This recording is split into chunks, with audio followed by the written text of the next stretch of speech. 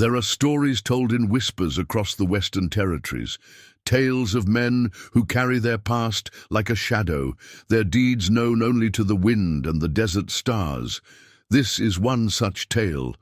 Before we jump back in, tell us where you're tuning in from, and if this story touches you, make sure you're subscribed, because tomorrow I've saved something extra special for you. The autumn sun cast long shadows across the dusty streets of Silver Creek, a small trading post town that had sprouted up like a stubborn weed in the Colorado Territory. The year was 1875, and the West was still wild enough that a man's reputation could change with the direction of the wind. Mason Reed sat quietly at the corner table of the Frontier Saloon, his weather-worn hat pulled low over steel-gray eyes that had seen more than their share of trouble. His presence was like a shadow in the room, noticeable only if you were looking for it. The exact way he preferred things these days. The whiskey in his glass remained untouched, more of a prop than a drink. 3 years of laying low had taught him the value of staying sharp, of reading a room before it read you. And right now, the room was telling him a story he didn't much like. 4 men had entered the saloon within the last hour, each taking different positions, each pretending not to know the others. But Mason had spent too many years on both sides of the law not to recognize the choreography of trouble when he saw it. These men were hunting, and somehow he had a feeling he knew what kind of prey they were after. "Another drink, mister?" Sarah McKinnon, the saloon owner's daughter, approached his table. Her red hair caught the late afternoon light streaming through the dusty windows, and there was genuine warmth in her smile, something rare in these parts. "Much obliged, miss, but this one's still keeping me company," Mason replied softly, his voice carrying the gentle drawl of Texas, though he hadn't called that state home in a long time. Sarah lingered a moment longer than necessary, her green eyes studying him with curiosity. In the week since he'd arrived in Silver Creek, taking odd jobs and keeping to himself, she'd never seen him drink more than 1 glass of anything. "Pa says a man who nurses his whiskey either can't afford another, or is waiting for something to happen," she said, more observation than question. A ghost of a smile touched Mason's lips. "Your pa sounds like a wise man." "That he is. He also says a man's business is his own, long as he pays his tab and keeps the peace." She glanced discreetly at the 4 newcomers, though some folks make keeping the peace harder than others. Mason nodded slightly, appreciating both her warning and her discretion. "Peace is worth keeping, miss. Might be worth stepping out back to make sure it stays that way." Sarah understood his meaning immediately. "Kitchen door leads to the alley. Fewer eyes out that way." She moved away, casual as summer rain, nothing in her manner suggesting she'd just helped a stranger avoid potential trouble. Mason waited several minutes, watching the reflected movement of the room in the clouded mirror behind the bar. 2 of the men had shifted positions, trying to cut off angles to the front door. Amateur work, but dangerous nonetheless. They had the look of men who'd gotten just good enough at violence to be a real problem. He left a silver dollar on the table, a generous payment for a whiskey he hadn't drunk, and made his way to the back of the saloon. The kitchen door squeaked slightly as he pushed it open, the sound covered by the general noise of the establishment. The alley was narrow, lined with empty crates and barrels. Mason moved quietly, years of experience guiding his steps around loose boards and gravel. He was halfway to the street when a voice stopped him cold. "Leaving so soon, Reed?" And here we were, just about to get properly acquainted. Mason turned slowly. A man stood at each end of the alley. The other 2 from the saloon, he assumed, must be maintaining their positions inside in case he doubled back. The speaker was lean and hard-looking, with a face that suggested he smiled only when something was about to bleed. "Don't believe we've met," Mason said quietly. The man's smile grew wider, uglier. "Oh, but we have mutual friends. Boys up in Montana Territory send their regards. Seems to think you owe them something of value." "Montana's a big place." Can't say I recall any friends from up that way. No? The man took a step forward. Maybe the name Connor O'Malley jogged your memory? Man had a really profitable operation going until about 3 years back. Then someone came along causing all kinds of trouble. Operation fell apart. O'Malley ended up in a territorial prison. Mason's face remained impassive, but his mind was racing. He'd hoped that particular piece of his past had stayed buried in the Montana mountains. Sounds like quite a story. Still don't see what it has to do with me. See, that's where you're wrong, Reed. It has everything to do with you. O'Malley's brother hired us to track you down. Took a while, but here we are. The man's hand hovered near his holster. Now we can do this quiet-like, or we can make some noise. Either way, you're coming with us. Mason sighed softly. He'd spent 3 years trying to avoid exactly this kind of situation. 3 years of moving from town to town, taking honest work where he could find it, keeping his head down. But it seemed the past wasn't done with him yet. 4 against 1, he said calmly. Those odds seem to favor you boys considerably. The man's smile turned predatory. That they do, though word is, you've handled worse odds before. Stories tend to grow taller with each telling. Maybe so. But I don't care much. About taking chances. The man nodded to someone behind Mason. Which is why we brought a few more friends to even things up. Mason heard the crunch of boots on gravel, the soft metallic click of gun hammers being drawn back. He didn't need to turn to know that more men had appeared from the shadows of the alley. The odds had just gotten considerably worse. What these men didn't know, couldn't know, was that Mason Reed had spent 5 years as a U.S. Marshal before going undercover to bring down Connor O'Malley's operation. They didn't know about the skills he'd honed, tracking the worst kinds of men across the harshest territories. And they certainly didn't know about that night in the Montana mountains when he'd faced down O'Malley's entire gang. 15 hardened killers. And walked away while they went to prison or the grave, but they were about to learn. Mason's hands hung loose at his sides, nowhere near his holster. His voice, when he spoke, was almost gentle. Last chance to ride away, boys. My quarrel was with Connor O'Malley, not his brother, and certainly not with you. A rough laugh echoed off the alley walls. Awful big talk for a man about to meet his maker. Mason shook his head slightly. It's not talk, it's a kindness, one you'd be wise to accept. The leader's face darkened. Take him. The first movement came from behind. The scrape of a boot meant to distract. Mason had survived this long by understanding that it wasn't about being faster. It was about being smarter. He remained perfectly still, letting them think their strategy was working. 2 men rushed him from behind while the leader drew his pistol, but Mason had already chosen his ground, positioning himself so the setting sun would throw long shadows on the alley floor. Those shadows told him everything he needed to know. In one fluid motion, he stepped sideways, letting the first man's momentum carry him forward into empty air. Mason's elbow came up sharply, catching the second man under the chin with enough force to lift him off his feet.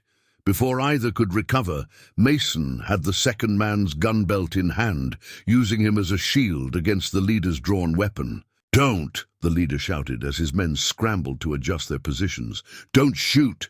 You'll hit Jimmy!" Mason spoke calmly, despite the chaos erupting around him. "Way I see it, you boys have 2 choices now. First one involves dropping those guns and walking away. Second one..." He let the sentence hang unfinished in the air. "You think this changes anything?" The leader snarled. "There's still more of us than you." "Numbers ain't everything," Mason replied, "though I suspect you're about to learn that lesson the hard way." The man Mason held struggled briefly, but went still when he felt the pressure on his throat increase slightly. The others had their guns out now, but their confident expressions had begun to crack. They'd expected an easy target, not this deadly efficiency. "I've got men watching every exit in town," the leader said, though there was a new note of uncertainty in his voice. "You won't make it to your horse." "Assuming I came here on a horse," Mason said quietly. "Assuming I haven't been in this town long enough to know every back alley and rooftop path. Assuming quite a lot, aren't you?" Sarah's voice suddenly rang out from the kitchen door. "Pa's got his scattergun trained on you boys from the upper window. Might want to consider the gentleman's offer about walking away." Mason allowed himself a small smile. He hadn't counted on help, but he wouldn't turn it down either. The saloon owner's shotgun would make these men think twice, even if it wasn't actually trained on them. The leader's eyes darted between his trapped man, Mason's calm face, and the upper windows of the saloon. The doubt in his expression grew with each passing second. Preparing and narrating this story took us a lot of time, so if you are enjoying it, subscribe to our channel. It means a lot to us. Now back to the story. "O'Malley's paying us good money to bring you in," he said, but the conviction was bleeding out of his voice. "O'Malley's brother is trying to settle a score that ain't his to settle," Mason replied. "Tell him if he wants to find me that badly, he knows where I am now. But send professionals next time, not boys playing at being gun hands." The insult struck home. The leader's face flushed red with anger, but survival instinct warred with pride. In his eyes, finally, survival won out. "Drop 'em, boys," he ordered through gritted teeth. The sound of guns hitting dirt filled the alley. Mason kept his human shield until all weapons were accounted for, then pushed the man forward into his companions. "Wise choice," Mason said. "Now, I suggest you collect your hardware and ride out. And when you see O'Malley's brother, tell him something from me." He paused, making sure he had their complete attention. "Tell him his brother tried to kill a lot of innocent people to protect his operation. Tell him I'd do it all again, same way, given the choice. And tell him if he wants to keep sending men after me, he'd better send enough next time." The men backed away slowly, gathering their dropped weapons without taking their eyes off Mason. The leader was the last to go, his face a mask of impotent rage. "This ain't over," he spat. "No," Mason agreed quietly. "I expect it isn't." He waited until the sound of their horses faded before allowing his shoulders to relax slightly. Sarah appeared in the kitchen doorway, a concerned look on her face. "Pa really does have a scattergun up there," she said, "though I wasn't sure you needed the help." Mason touched the brim of his hat in acknowledgement. "Help's always welcome, miss, though you might want to tell your pa that getting involved in my troubles isn't the wisest course." She studied him for a moment. "You're leaving, aren't you?" "Come. Morning. Can't bring this kind of thing to your door." Sarah nodded, understanding but clearly disappointed. "Where will you go?" "Better you don't know, but I'm obliged for the kindness you've shown." He reached into his vest and pulled out a folded piece of paper. "If any more men come asking after me, give them this. Might save some trouble." She took the paper carefully. "What is it?" "Proof that everything I did in Montana was sanctioned by the U.S. Marshal's office. Won't stop O'Malley's brother from wanting revenge, but it might make some men think twice about helping him get it." Sarah's eyes widened slightly. "You were a marshal?" "Still am, technically, just not the kind that wears a badge anymore." He glanced at the darkening sky. "I should go. Got preparations to make if I'm riding out at first light." "Will you at least come say goodbye before you leave?" Mason smiled, a genuine warmth touching his eyes for the first time. "That would be my pleasure, miss. That would be my pleasure indeed." As he walked away into the gathering dusk, Sarah watched him go, understanding now what her father had meant about certain men carrying storms with them wherever they rode. But she also understood something else. Sometimes those storms were necessary, cleaning away the worst elements like a purifying rain. She looked down at the paper in her hand, then carefully tucked it away. Something told her she hadn't seen the last of Mason Reed, or the trouble that seemed to follow in his wake.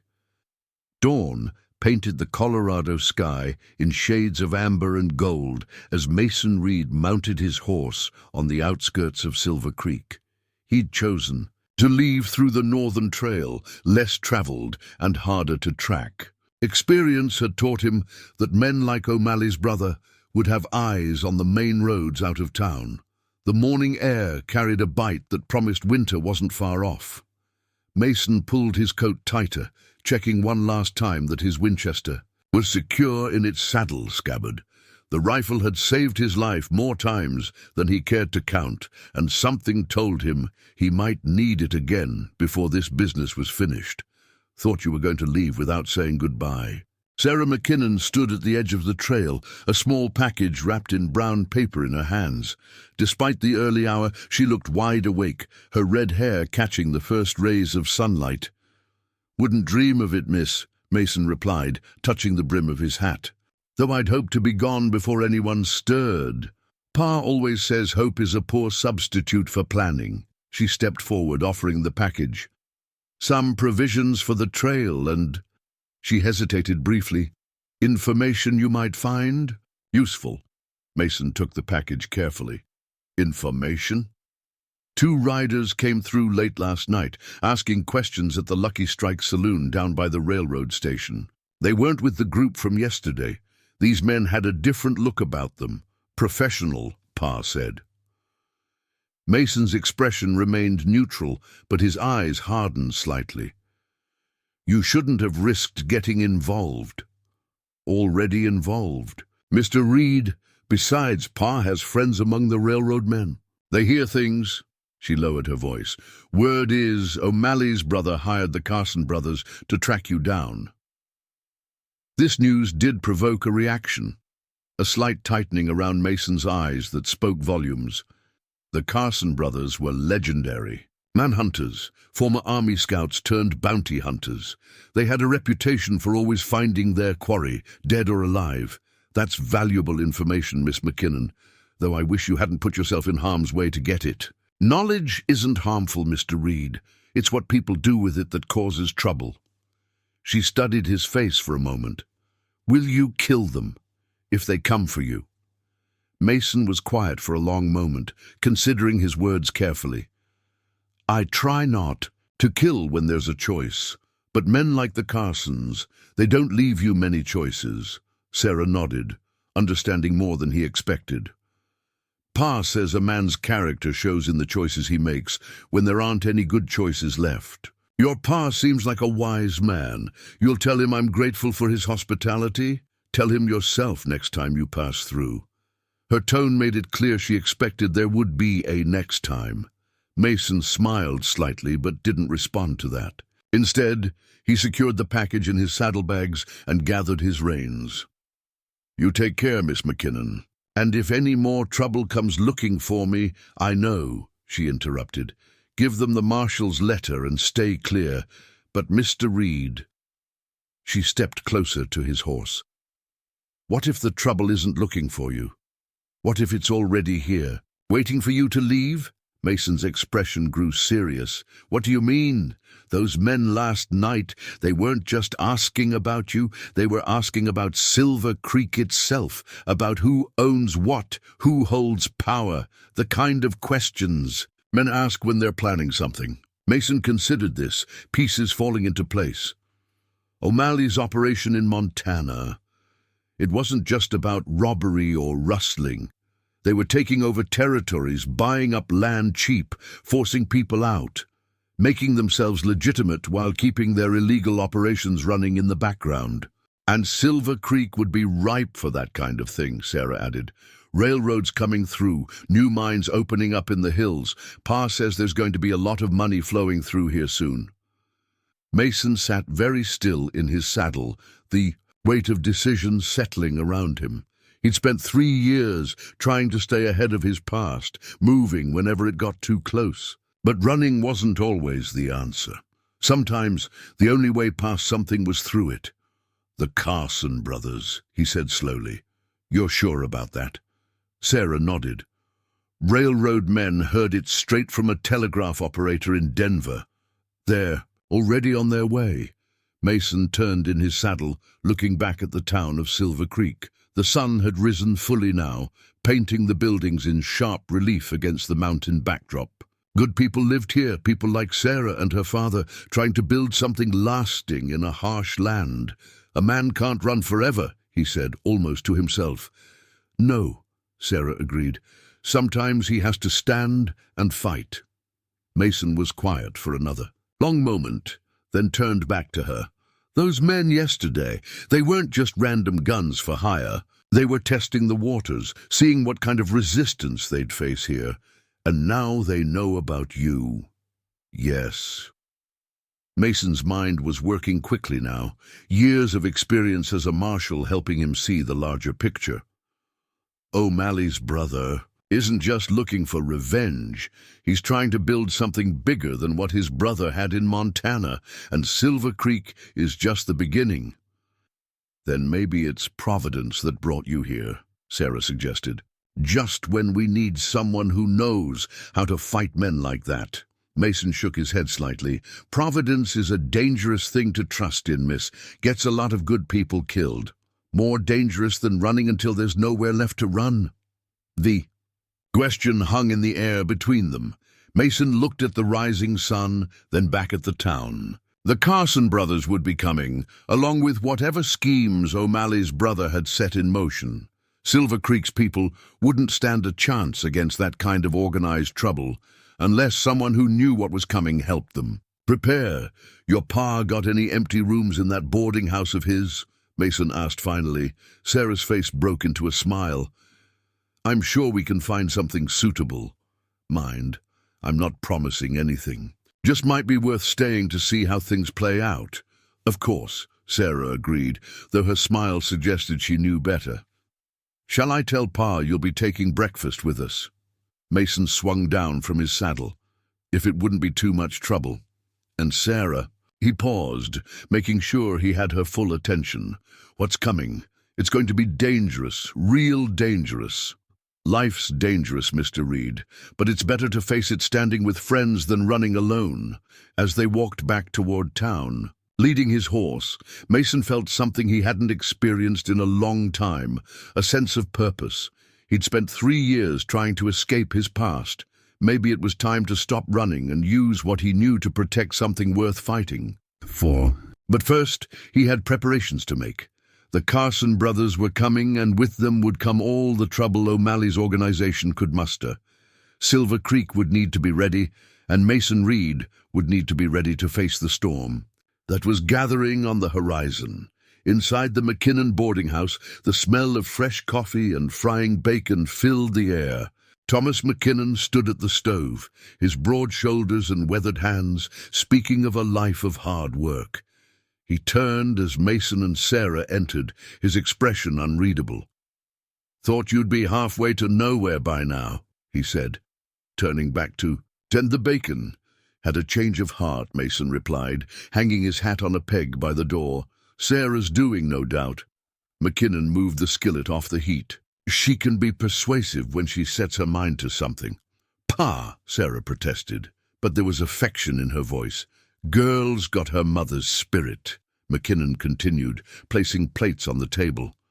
And her mother's knack for seeing the worth in people.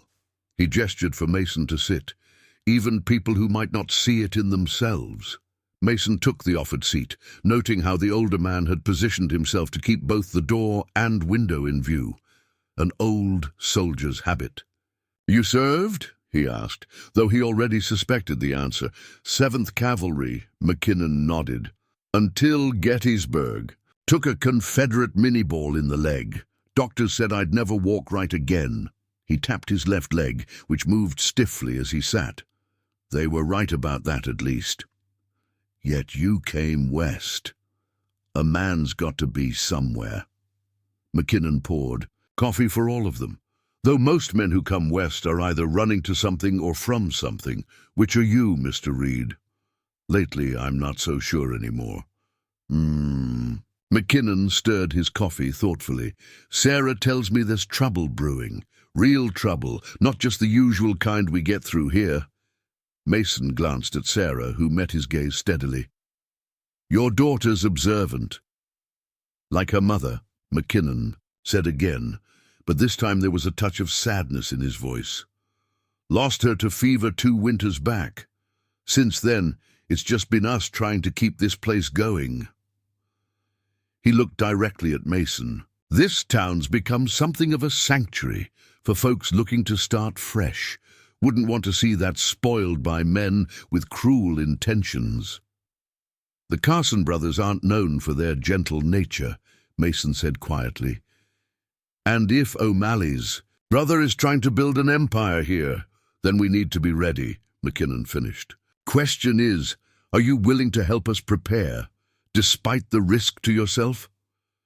Mason was silent for a moment, drinking his coffee. When he spoke, his voice was measured. Back in Montana, when I was working to bring down O'Malley's operation, I saw what men like that do to towns like this. They start small, buying up debt, pressuring businesses, offering protection from troubles they themselves create. By the time people realize what's happening, it's too late. And you stopped them, Sarah said, at a cost. Mason's eyes grew, distant. Good people died, people who trusted me to protect them. That's not something a man forgets.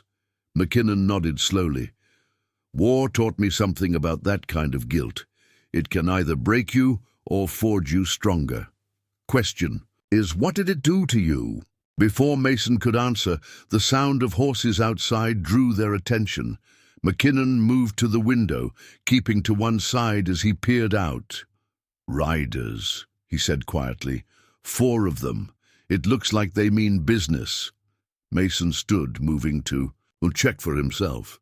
The men outside were not the same ones from yesterday, nor did they have the distinctive look of the Carson brothers. These were different players in the game. They're watching the exits, he observed. Professional work this time. Back door? McKinnon asked. Covered. They learned from yesterday's mistake. Sarah had moved to stand beside her father. What do they want? To send a message, most likely, Mason said. Show of force, let everyone know what's coming. He turned to McKinnon. You got a cellar? Root cellar, access through the kitchen. Mason shook his head. No, if there's shooting, I don't want it happening here. Too many innocent people could get hurt. He checked his gun, more from habit than necessity. Sometimes the best way to handle trouble is to meet it head on. There's 4 of them, Sarah protested. Better odds than yesterday. Mason smiled slightly. Besides, I've got something I didn't have then. What's that? Friends at my back. He looked at McKinnon. That scattergun of yours still working? The older man smiled grimly. Never fails. As they prepared to face whatever was coming, Mason felt a familiar calm settle over him. This was what he'd been trained for, what his years as a marshal had prepared him for. Sometimes a man had to make a stand, not just for himself, but for something larger. The morning sun climbed higher in the Colorado sky, promising another hot day in Silver Creek. But for Mason Reed, the heat wouldn't come from the sun. It would come from the fire of decisions made and actions taken, from choosing to stand rather than run. And as he heard the heavy boots on the porch outside, he knew that this was just the beginning. The real storm was still gathering, but for the first time in 3 years, he was ready to face it. The morning sun cast harsh shadows across the McKinnon boarding house porch as Mason Reed stepped outside. He moved with deliberate calm, hands kept clearly visible at his sides. The 4 men spread out before him were desert-hardened professionals. Their stance, their worn equipment, the way their eyes constantly tracked movement, everything about them spoke of experience. Their leader, a tall man with a silver-threaded beard and a cavalry officer's bearing, stood slightly ahead of the others. A worn Spencer carbine rested easily in his hands, not pointed at Mason, but ready to be brought to bear in an instant. Mr. Reed, the man said, his voice carrying the cultured accent of an educated Easterner. I'm Julian Blackwood. We need to discuss some business. Mason studied him carefully. The name was familiar, one of O'Malley's top lieutenants during the Montana operation, but he'd vanished before the final raid. "Long way from Montana, Mr. Blackwood. Times change. Opportunities arise." Blackwood's smile never reached his eyes. "I'm here to offer you one such opportunity. Mighty kind of you to bring it in person. Professional courtesy.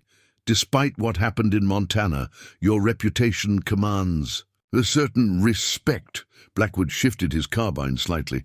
"Mr. O'Malley, the younger Mr. O'Malley, would like to extend an olive branch." Behind Mason, he could hear McKinnon moving into position near the window, the subtle sound of the scattergun being readied. Sarah had withdrawn to the kitchen, though Mason suspected she had her father's old Navy revolver close at hand. "That's generous of him," Mason replied carefully, considering what happened to his brother. "Water under the bridge, Mr. Reed. The new operation requires men of talent, men who understand both sides of the law." Blackwood's eyes narrowed slightly. "Your time as a marshal could be particularly valuable to us." Mason felt a chill that had nothing to do with the morning air. If they knew about his marshal service, they'd done their research thoroughly. And if I'm not interested, then things become unfortunate. Blackwood's pleasant tone hardened. "Silver Creek is going to change, Mr. Reed. The only question is whether that change comes peacefully or violently. You could help ensure it's the former, by helping you squeeze these people dry, by helping us establish order. Progress requires structure, Mr. Reed. Sometimes that structure needs to be enforced." Mason took a slow step forward, drawing their complete attention. "I've seen your kind of progress, Blackwood, seen what it did to good people in Montana. Answer's no." Blackwood sighed almost regretfully. "Then you leave us no choice. The Carson brothers will be here within the week. I had hoped to resolve this more amicably." "Nothing amicable about threatening an entire town." "Threatening?" Blackwood's smile returned, colder than before. "My dear Mr. Reed, this is just business, though I should mention, we know all about your arrangement with the marshal's office, how they promised you support in Montana, then left you hanging when things got difficult. Do you really think they'll help you here?" The words struck home, touching on memories Mason had tried to bury. The nights waiting for backup that never came, watching O'Malley's men terrorize innocent families while bureaucrats in Washington debated jurisdiction. "Don't need their help," Mason said quietly. "Not this time." "No." Blackwood gestured at the town around them. "You think these people can stand against what's coming? Against men like the Carsons? How many will die for your pride, Mr. Reed?" From inside the boarding house came McKinnon's voice, steady and clear. "Fewer than'll die if we let men like you take over our town." Blackwood's expression darkened. "Mr. McKinnon, I presume this doesn't concern you." "My town, my concern." The scattergun's barrel appeared at the window. "Now my leg may not work right, but I can still put a load of buckshot where it'll do. The most good." The tension in the air thickened. Blackwood's men had shifted positions, trying to cover both Mason and the window. But they'd made a crucial mistake. They'd forgotten about the kitchen door. "Last chance," Blackwood said, his cultured tone slipping. "Join us, or—" The sharp crack of Sarah's revolver cut him off. The bullet kicked up dust at Blackwood's feet, making him jump back. "That was a warning," Sarah called from the kitchen doorway. "Next one won't be." Mason moved the instant she fired, drawing and firing in one smooth motion. His first shot took the rifle from the hands of the man on Blackwood's left. His second knocked the gun from another man's holster before he could clear leather. Blackwood tried to bring his carbine up, but Mason's third shot splintered the stock near his hands. The fourth man managed to fire, but his bullet went wide as McKinnon's scattergun roared, peppering the ground at his feet with buckshot. In seconds, it was over. 3 of Blackwood's men stood disarmed, their weapons in the dust. Blackwood himself held his useless carbine, face twisted with rage. "You've just signed their death warrants," he spat. When the Carsons get here, when the Carsons get here, Mason interrupted, they'll find more than they bargained for. He kept his revolver trained steadily on Blackwood's chest. Now, I want you to listen carefully, because I'm only going to say this once. Silver Creek is off limits. You tell O'Malley that if he wants revenge on me, he can come himself. But leave these people out of it. Or what? Or I'll finish what I started in Montana. Only this time, I won't bother with arrests. Something in Mason's voice, the quiet certainty, the complete lack of bravado, made Blackwood's anger fade into something closer to fear. He'd heard stories about what happened that night in the mountains, how one man had taken down 15 of the toughest killers in the territory. Looking into Mason's eyes now, he began to believe those stories. "This isn't over," Blackwood said, but the threat in his voice had hollowed out. "No," Mason agreed. "But how it ends is up to you." Blackwood studied him for a moment longer, then turned to his men. "Mount up."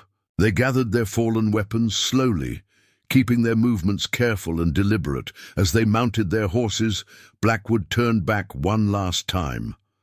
"The Carsons never fail, Reed. They'll find you. And when they do, all these people you're trying to protect will just be collateral damage." "Maybe," Mason replied. "Or maybe they'll find out why O'Malley's men still have nightmares about Montana." He stood on the porch, Sarah and McKinnon flanking him, until the riders disappeared into the heat waves, shimmering off the distant prairie. Only then did he holster his weapon. "That was some mighty fine shooting," McKinnon said appreciatively. "You and Sarah weren't so bad yourselves."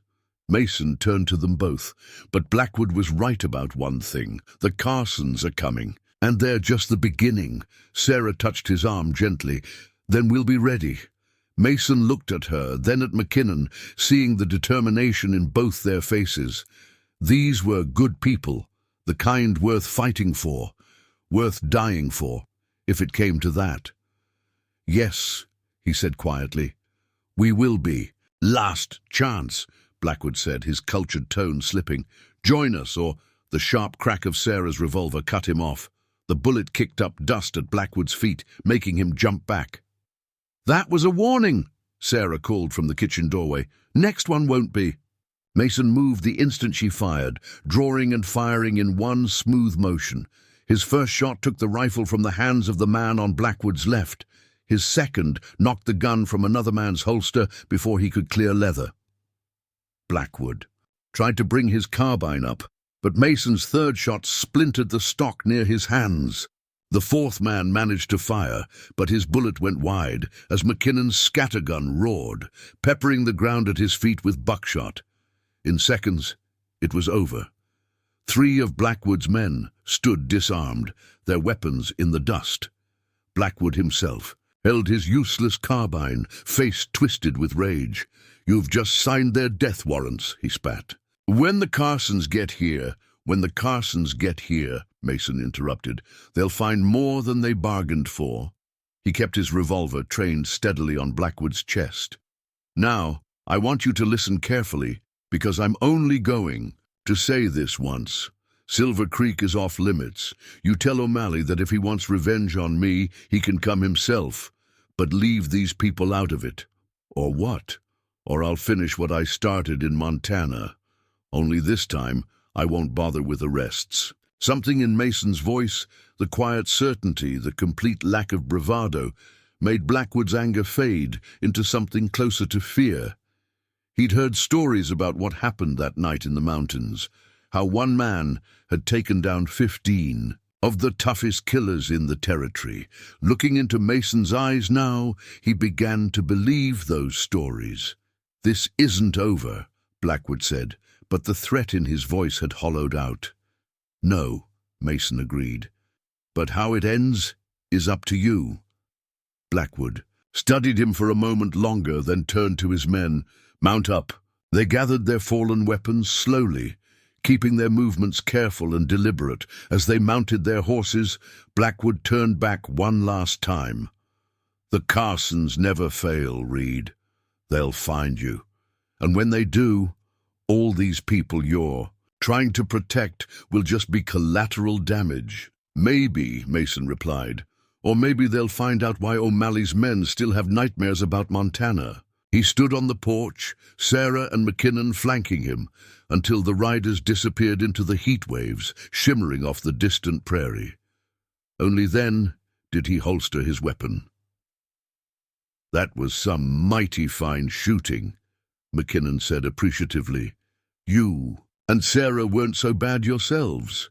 Mason turned to them both, but Blackwood was right about one thing. The Carsons are coming, and they're just the beginning. Sarah touched his arm gently. "Then we'll be ready." Mason looked at her, then at McKinnon, seeing the determination in both their faces. These were good people, the kind worth fighting for, worth dying for, if it came to that. "Yes," he said quietly, "we will be." As the sun climbed higher over Silver Creek, Mason Reed began to plan.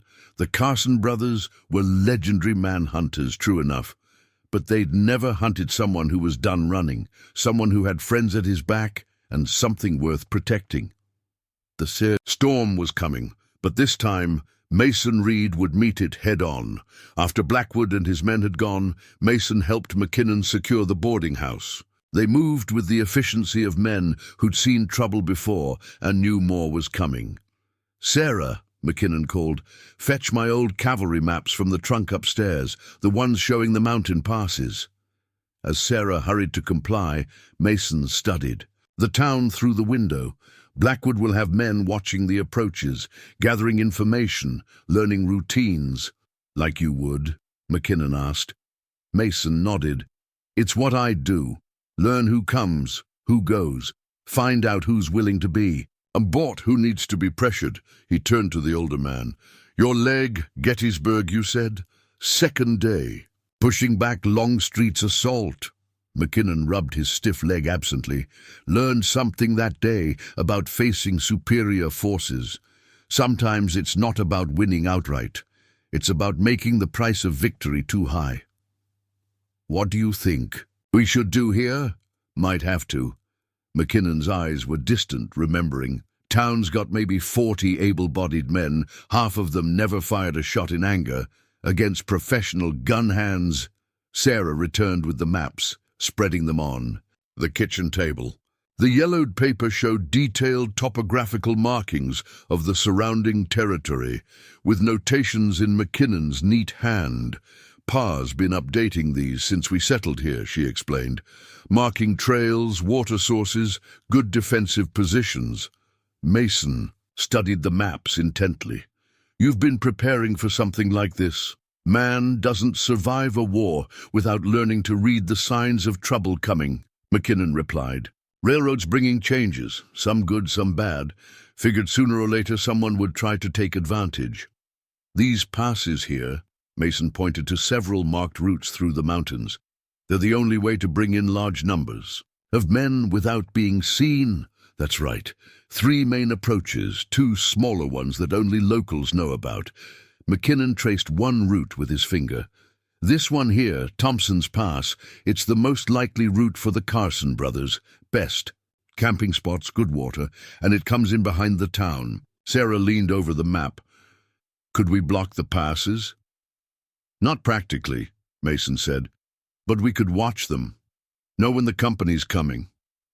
He looked at McKinnon. "You trust the sheriff?" "Bill Henderson.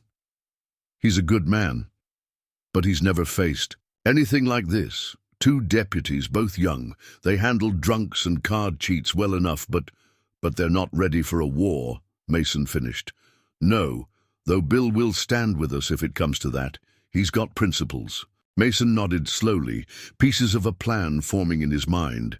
"We need to talk to him, and to others in town who'll stand against what's coming, but quietly. If Blackwood has people watching, we don't want them knowing how we're preparing." "I know who we can trust," Sarah said. "The Wilsons at the livery stable, Doc Matthews, Mr. Peterson at the bank." "Peterson?" McKinnon looked surprised. "Didn't figure him out. He told me once that his father lost everything to men like O'Malley back east." Said he'd die before letting it happen here. Mason smiled slightly. Good. We'll need people like that. But first, he turned back to the maps. First, I need to show you something about how men like the Carsons operate, how they think, how they plan their approaches. He began explaining, drawing from years of experience both pursuing and being pursued. McKinnon and Sarah listened intently as he detailed the tactics of professional manhunters, their habits, their weaknesses, their predictable patterns. The key thing to remember, Mason said, is that men like the Carsons, they're used to hunting the desperate, people running scared, making mistakes. They don't expect their quarry to stand and fight, and they surely don't expect to find them, waiting with a plan. And do we have a plan? Sarah asked. Mason met her eyes. We're making one, but I need you both to understand something. What's coming? It won't be like this morning. Men could die. Good people. He looked at McKinnon. If you want me to leave, draw them away from Silver Creek. No, McKinnon said firmly. Sarah's right. Sometimes a man has to stand. Besides, he smiled grimly, I've got a feeling you're exactly where you're meant to be. A knock at the door interrupted them. They all tensed, but it was a familiar voice that called out, Tom, it's Bill Henderson. Heard there was some excitement this morning. McKinnon opened the door to admit the sheriff, a weathered man in his 50s with a star pinned to his vest and worry lines around his eyes. Bill, McKinnon nodded. You know Mason Reed? Know of him. Henderson studied Mason thoughtfully. Heard stories about what happened in Montana, stories about a marshal who went undercover, took down O'Malley's whole operation single-handed. Stories grow in the telling, Mason said quietly. Maybe, but I just got a wire from the territorial marshal's office. Seems someone asked them about you. They sent back quite a response. Henderson pulled out a telegram, said if you were in my jurisdiction, I should give you any assistance you need, said you were one of their best, before they pulled. Support when it mattered most, Mason finished. Henderson nodded slowly. Well, the way I figure it, a man who stands against corruption instead of taking the easy path, that's the kind of man we need right now? He looked around at the maps on the table. So, what's the plan? Mason smiled. For the first time in 3 years, he felt the weight of his past lifting. Here, in this room with these people, he wasn't running anymore. He was standing for something. The plan, Sheriff, is to show O'Malley and his men that some towns aren't worth the cost of taking, and some people aren't worth the cost of hunting. Outside, the sun had reached its zenith, casting no shadows on the streets of Silver Creek. But in the hearts of those gathered around McKinnon's kitchen table, a light of hope and determination began to grow. The storm was coming, but they would face it together. The next 3 days in Silver Creek passed with deceptive quietness. To casual observers, life continued as normal. The general store opened at dawn, the saloon closed at midnight, and people went about their business with the usual unhurried pace of a frontier town. But beneath that peaceful surface, preparation was underway. Mason Reed stood in the shadow of the livery stable, watching as Robert Wilson, the stable master, taught a group of townsmen the finer points of rapid reloading. The big man's hands, calloused from years of shoeing horses, moved with surprising delicacy as he demonstrated. Speed's good, Wilson was saying, but smooth is better. Smooth becomes fast. Jerky stays jerky. Mason nodded approvingly. Wilson had served in the artillery during the war, and though loading a revolver was different from loading a cannon, the principles of calm efficiency remained the same. How are they coming along? Sheriff Henderson asked quietly, stepping up beside. Mason, better than expected. These aren't soft town folk anymore. They're fighting men in the making. Henderson grimaced. Let's hope they don't have to prove it too soon. Got a wire from Copper Creek this morning. The Carson brothers were there 2 days ago asking questions. Mason's expression didn't change, but his eyes hardened. Both of them. Yeah. Ezra and Luke Carson. in the flesh. Tales about them don't do them justice, according to my friend up there. Said they've got this way about them, like mountain lions sizing up prey. They're predators, right enough, but even predators can be hunted. Mason turned to the sheriff. Did your friend say if they were alone? Had 4 men riding with them, professional-looking bunch. Mason did some quick calculations in his head. 6 skilled gunmen, possibly more if they had men placed ahead. Against that, they had maybe 20.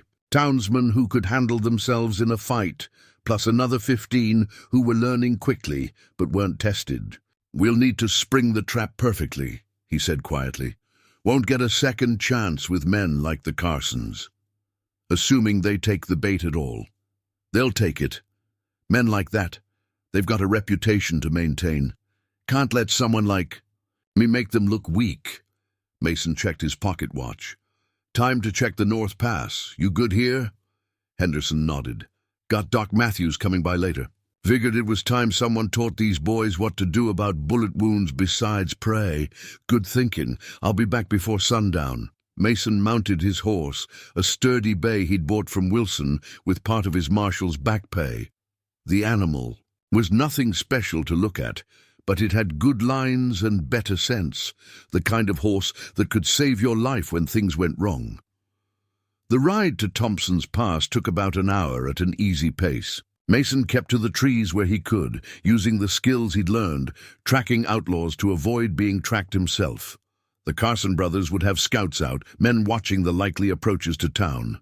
Near the pass, he dismounted and continued. On foot, moving carefully through the rocky terrain.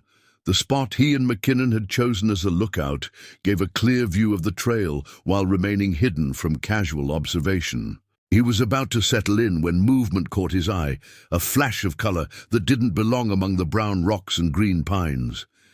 Mason froze, every sense alert.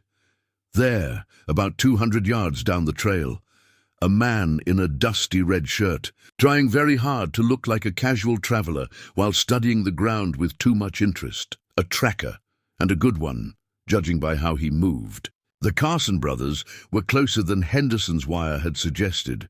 Mason watched the man work for several minutes, noting his methodical approach. This wasn't just any hired gun. This was someone who knew his business.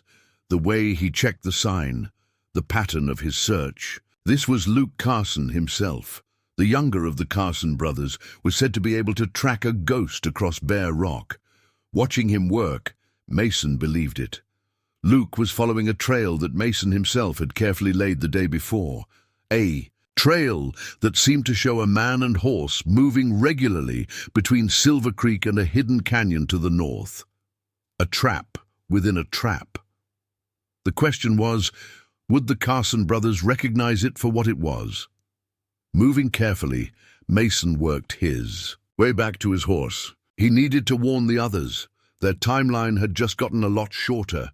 The ride back to Silver Creek was tense. Twice he spotted riders on the ridgelines, watching the approaches to town. The net was closing, just as he'd expected it would. But would it close the way they wanted it to? He found Sarah waiting at the stable, her face worried.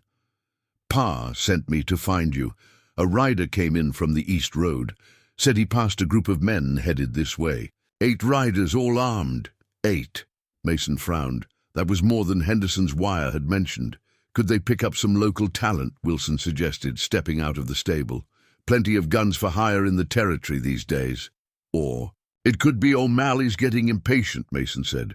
Either way, we need to move up our schedule. Get word to McKinnon and Henderson. Tell them it's starting. Sarah nodded and hurried off, moving quickly but casually. Just another young woman going about her business. They'd all learned the importance of appearing normal while the town prepared for what was coming. Wilson, Mason turned to the stable. Master, how many men can you have ready by sunset? 15 that I'd trust in a fight, maybe 10 more who won't run at the first shot. Good enough. Get them ready, but quiet-like. We don't want to show our hand too soon. As Wilson moved off, to spread the word, Mason looked toward the distant mountains. The sun was starting its westward slide, and clouds were gathering on the horizon, the kind that often brought sudden storms to this part of the territory. Weather might work in their favor. The Carson brothers were prairie men, used to wide open spaces and clear lines of sight. A storm would change the playing field, make things more uncertain, and uncertainty was what they needed. Men like the Carsons were dangerous because they were confident in their skills, their reputation, their ability to control any situation. Break that confidence, make them doubt, and even the most dangerous predators could be brought down. Mason walked toward the boarding house, his mind working through contingencies. The pieces were in place, the trap was set, but something felt off. The Carson brothers were too good to walk into an obvious ambush. They'd be expecting resistance, planning for it. The question was, what were they planning, and how could he turn their own plans against them? He found McKinnon in his study, cleaning his old service revolver with practiced care. The former cavalry officer looked up as Mason entered. "Sarah told me," he said without preamble. 8 riders? That we know of." Mason sat heavily in the room's other chair. "Luke Carson's up in Thompson's Pass, following our false trail. He's good, Tom, real good." "Better than you?" "Different kinds of goods. He can read signs like a scholar reads books, but he thinks like a hunter. Always looking for the weak spot, the easy kill." Mason leaned forward. "That's what we have to use against them. Make them think they found our weakness, when really, we're leading them exactly where we want them," McKinnon finished. He looked at Mason thoughtfully. "You've done this before, haven't you? In Montana?" Mason was quiet for a long moment. "Similar," he said finally. "But in Montana I was alone. Had to play it differently, take more risks. This time," he gestured at the window, where they could see townspeople going about their business, many of them now armed with purpose rather than habit. "This time we've got something they're not expecting. A town that fights back. A town that fights smart." Mason stood, moving to the window.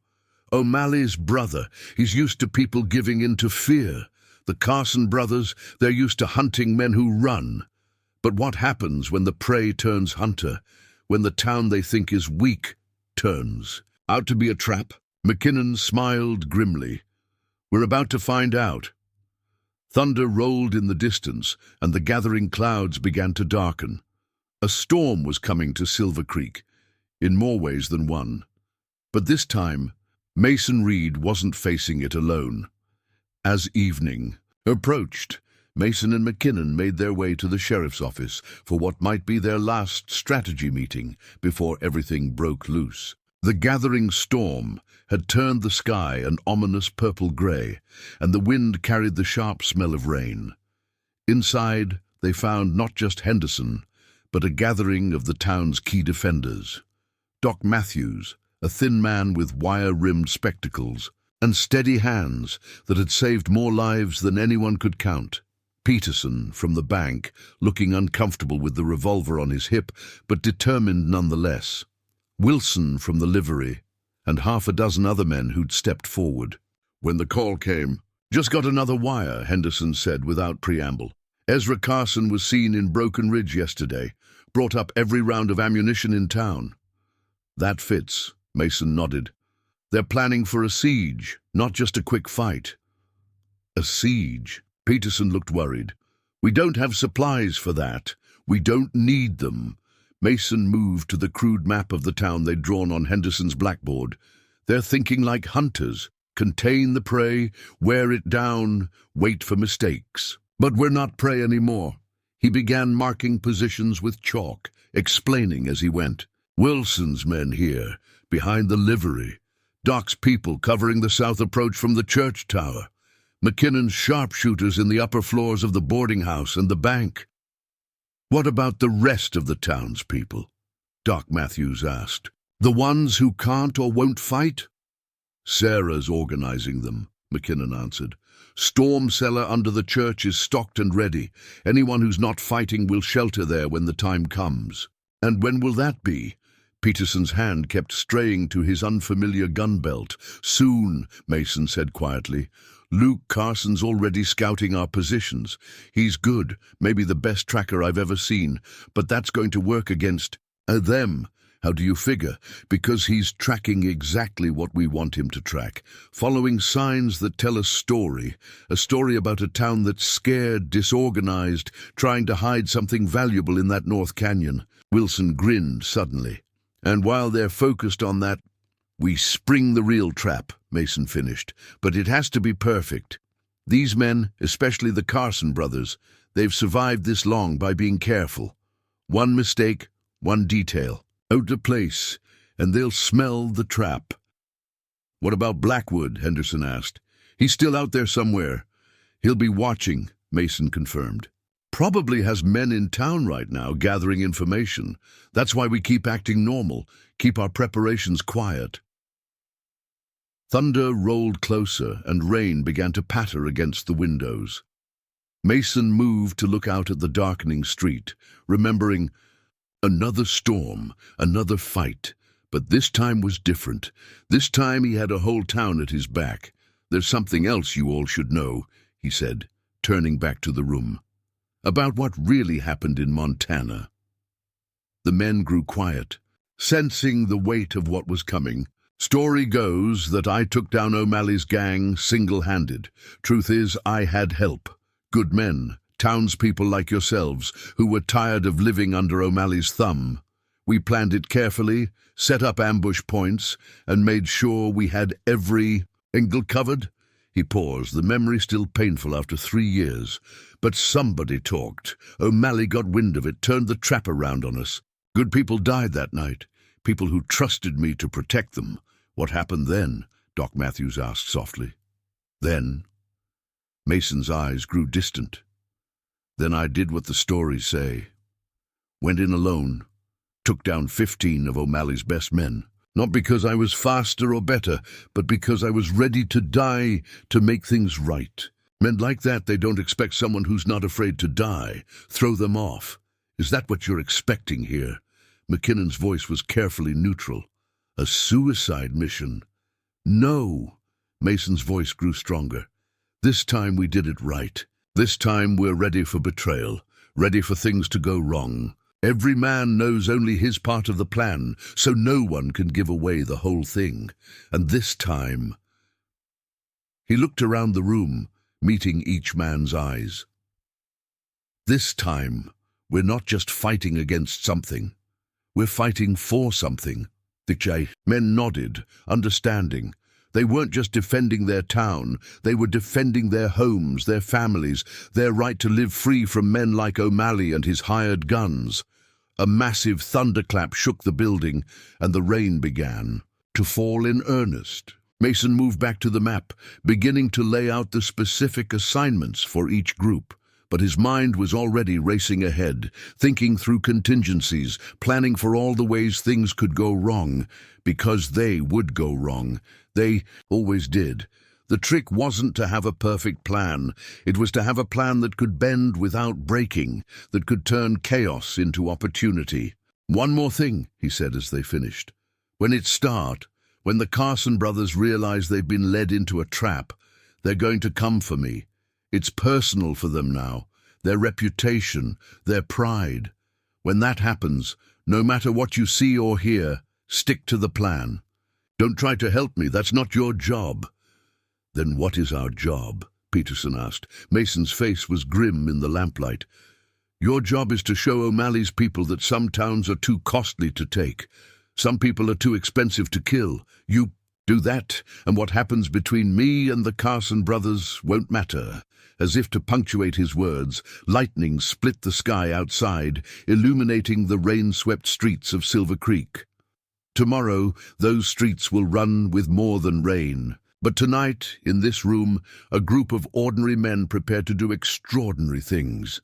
The storm had come to Silver Creek, and with it came the promise of violence, of justice, and perhaps, if they were skilled enough and lucky enough, of redemption. Dawn came gray and cold to Silver Creek.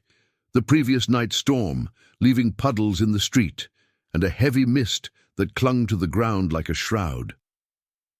Mason Reed stood at the window of his boarding house room, watching the sun try unsuccessfully to burn through the clouds.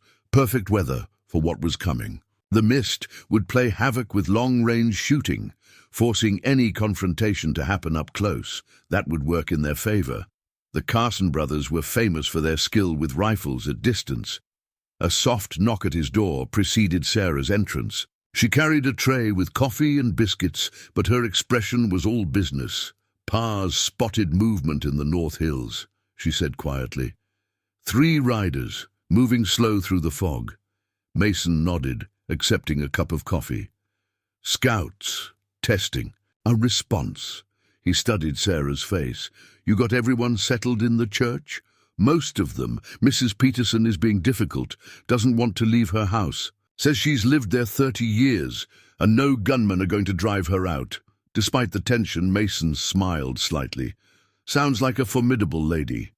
"She's also a fine shot with a shotgun," Sarah added. "Says if anyone tries to take her home, they'll find out just how formidable." "Good. The more uncertainty we can create, the better." Mason moved to check his guns, more from habit than necessity. "Any word from Henderson's men on the South Road?" "Nothing yet. But—" Sarah hesitated. Rose, Millie's daughter, she overheard something at the saloon last night. 2 strangers talking about when the signal comes. They didn't know she was there. Mason's expression darkened. Blackwood's men, most likely. Setting up their own pieces for whatever they're planning. He bucked his gun belt. "Time to move things along. Tell your pa I'm heading to the livery." "You're going out there? Now?" "Best time for it. Need to give Luke Carson something interesting to track." Sarah touched his arm. "Be careful. These men, I know what they are." Mason's voice was gentle. "But they don't know what we are. Not yet." The streets were empty as Mason made his way to the livery stable, though he could feel eyes watching. From windows and doorways, the town felt like a held breath, waiting for the violence everyone knew was coming. Wilson was waiting with Mason's horse already saddled. The stable master's expression was grim. "Fog's starting to lift," he said quietly. "Got men positioned, just like you said. Nobody moves until they see your signal." "Good. Remember, no matter what happens, stick to the plan, even if it looks like things are going wrong." Wilson nodded. "You really think they'll fall for it?" "They'll know it's a trap," Mason said, mounting up. "Question is, will they figure out which trap is the real one?" He rode out slowly through the north end of town, making no attempt to hide his trail. The mist was indeed thinning, revealing a morning sky the color of old steel. Perfect weather for trouble. About a mile out, he picked up his first tail, a rider keeping pace through the trees to his left. Good horseman, moving quiet, but not quite enough. Not Luke Carson, though. Probably one of their hired guns. Mason led him on a wandering trail, sometimes checking his back trail, sometimes studying the ground, all the while moving toward the canyon they'd prepared. Every so often he'd pause, consult a piece of paper, then move on with apparent purpose. It was all part of the story they were telling. The story of a man trying to protect something valuable, something hidden. The kind of story that men like. The Carson brothers couldn't resist investigating. Near the canyon entrance, Mason dismounted and ground-tied his horse. He made a show of checking his surroundings before disappearing into the narrow ravine that led to the box canyon beyond. The man following him would now have a choice: follow on foot into uncertain territory or report back to his bosses. Mason was betting on the latter. Men like that, they didn't take unnecessary risks. He waited in the shadows of the canyon wall, counting in his head. If he'd read things right, the sound of a horse moving off at a careful walk confirmed his. Yes, the man was heading back to report, probably to Luke Carson himself, which meant the next visitor to this canyon would be more dangerous by far. Mason used the time to check the preparations they'd made here over the past few days. The carefully structured rock falls that could be triggered by a single shot.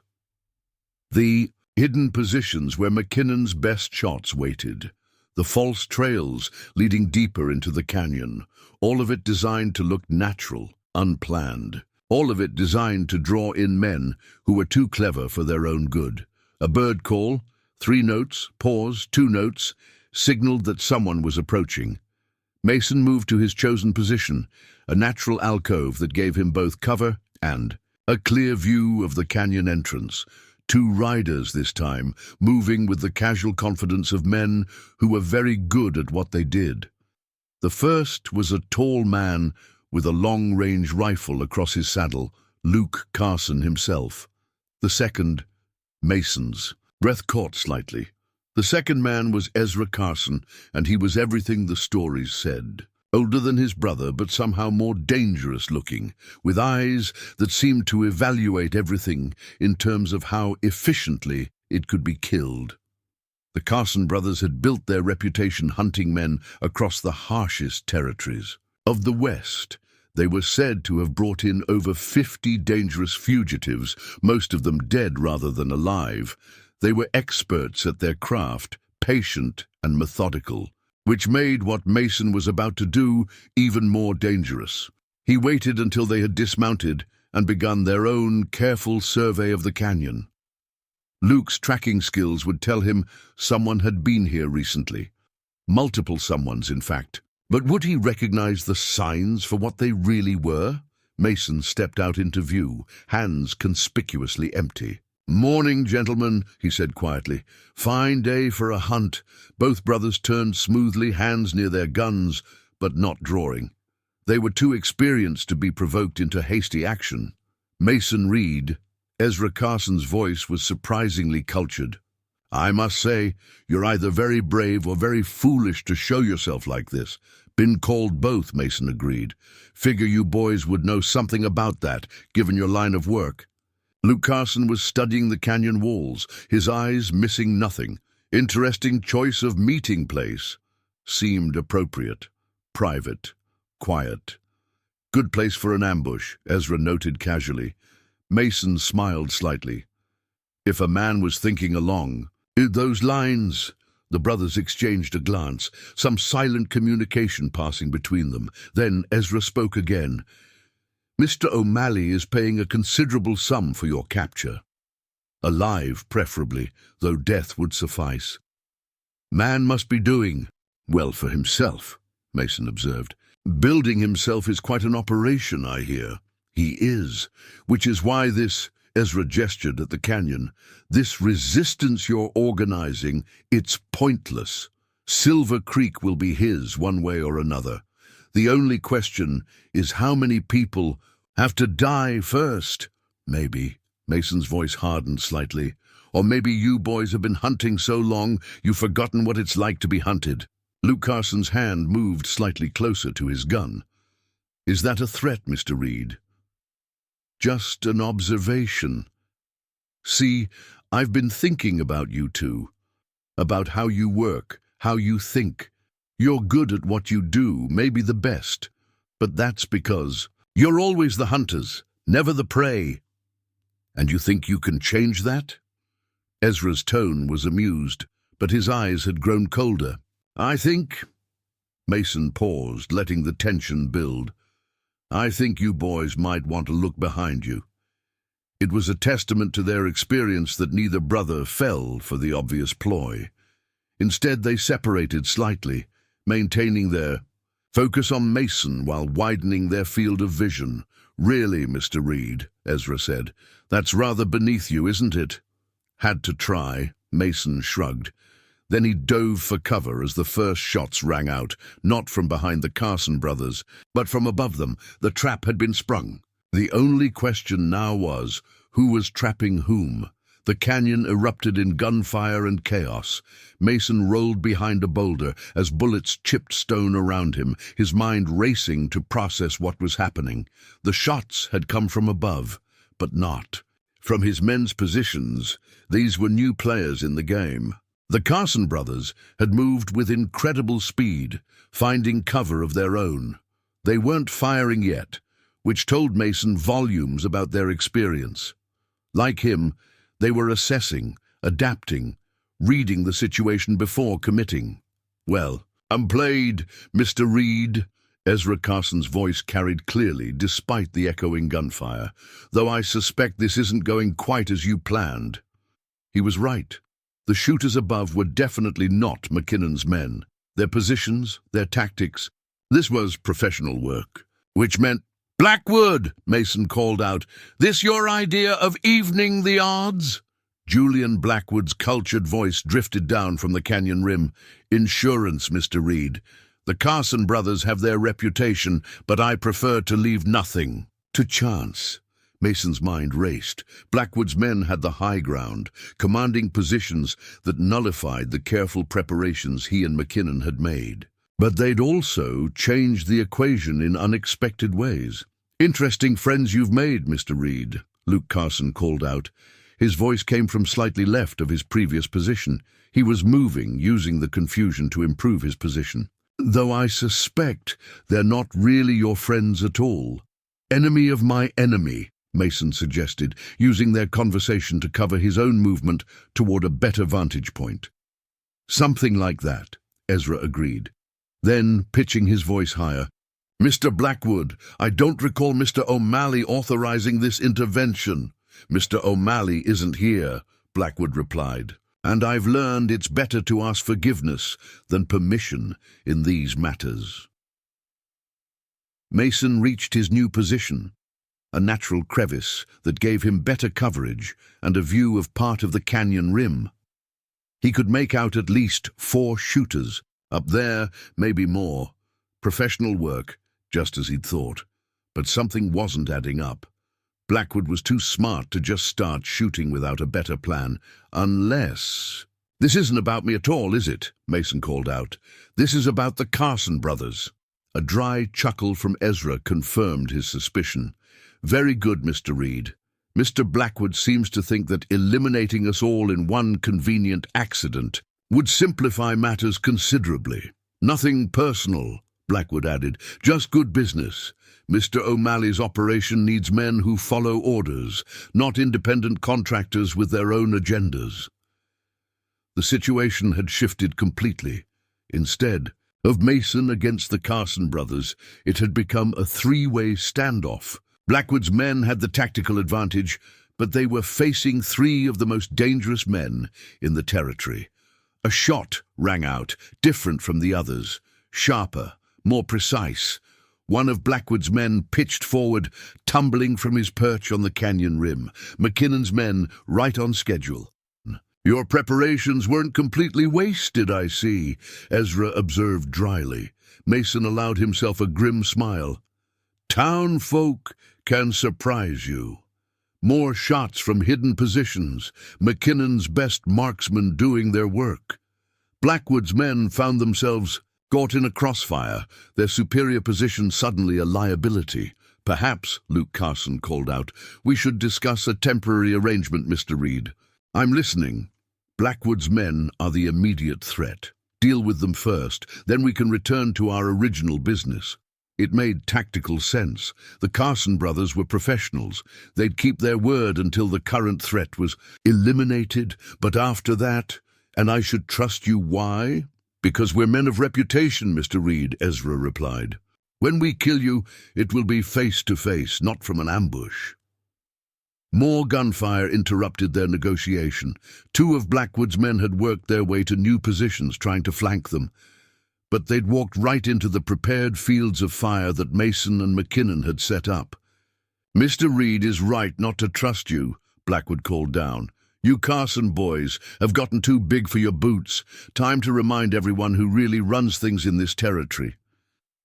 A new sound cut through the chaos, hoofbeats approaching fast. Mason's heart sank. If Blackwood had reinforcements coming, but the reaction from above suggested otherwise. Blackwood's men were shifting positions, suddenly uncertain. "That'll be the townfolk," Mason said, pitching his voice to carry. "Seems they don't take kindly to people shooting up their backyard." He was gambling, but not by much. The sound of approaching riders was exactly what they'd planned for. Wilson leading a group of mounted townsmen, making enough noise to seem like twice their number in the morning mist. "You brought the whole town into this?" Luke sounded genuinely surprised. "They brought themselves," Mason replied. "Turns out people get tired of being pushed around by men like O'Malley."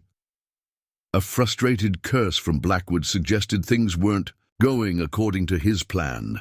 The approaching riders would cut off his men's escape route, and McKinnon's sharpshooters had them pinned down. "Last chance, Blackwood," Mason called out. "Ride away now. Tell O'Malley what happened here, or stay and see how many of your men die for nothing." There was a long pause, filled only with the sound of approaching horses and the occasional shot from McKinnon's men, keeping Blackwood's shooters pinned down. "This isn't over, Reed," Blackwood's voice carried clearly. Then to his men, "Fall back, mounted withdrawal." The sound of horses moving out carried clearly in the morning air. Mason kept his position, knowing the Carson brothers would be doing the same. No one moved until the last sounds of Blackwood's retreat had faded. "Well," Ezra Carson's voice broke the silence, "that was interesting." "Very," Luke agreed, "though it leaves us with a quandary." Mason knew what he meant. The original situation had reasserted itself, but with a new complexity. They'd just fought together against a common enemy. That changed things, whether they wanted it to or not. "Could still end this peacefully," Mason suggested.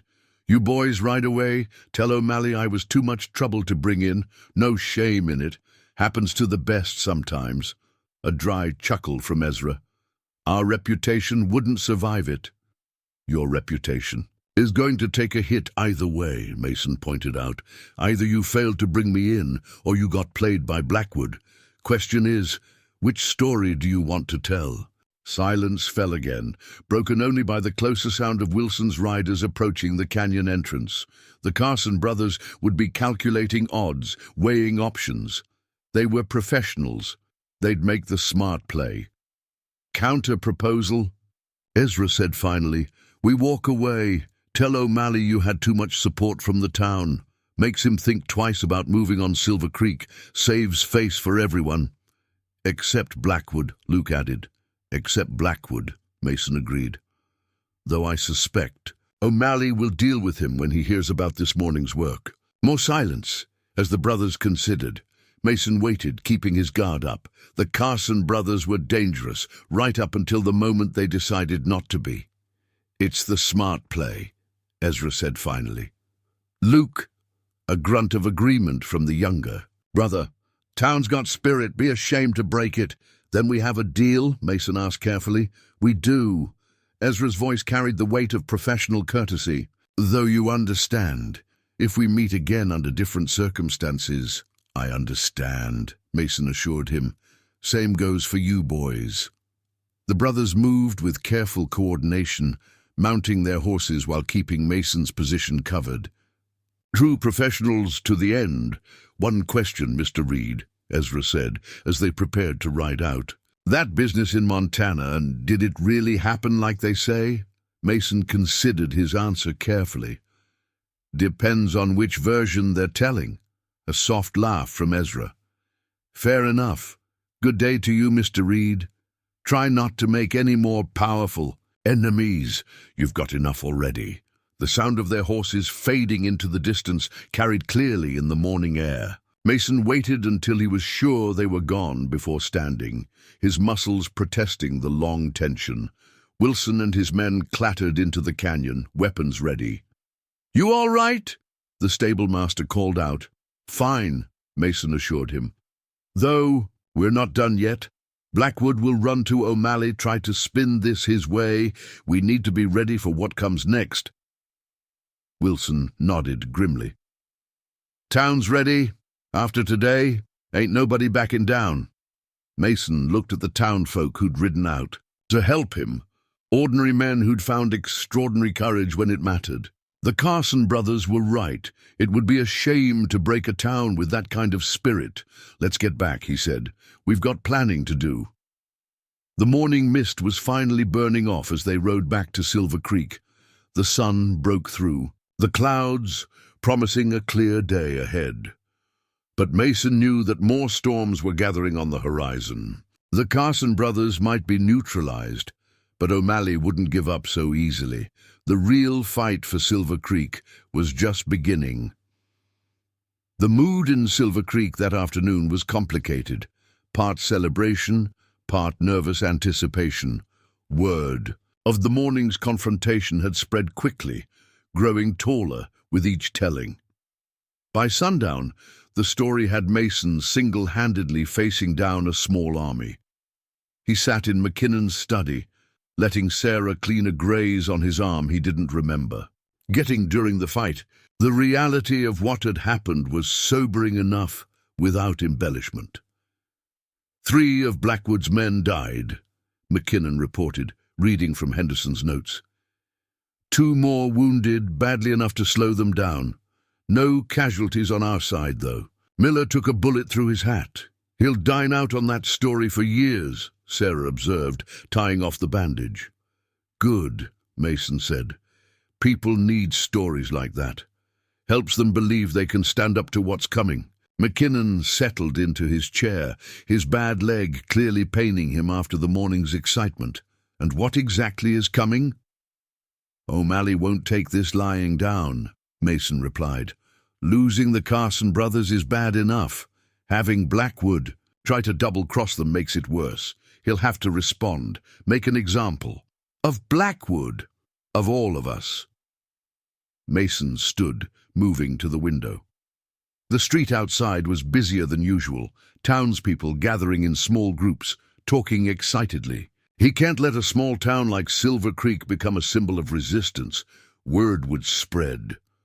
A knock at the door interrupted them. Sheriff Henderson entered, looking worried. "Wire from Copper Creek," he said without preamble. "Large group of riders passed through heading this way, 20, maybe 30 men, well armed." Mason nodded grimly. "Faster than I expected. O'Malley must have had them standing by." "That many men?" Sarah's voice was concerned. "Can we stand against a force that size?" "Numbers aren't everything," McKinnon said.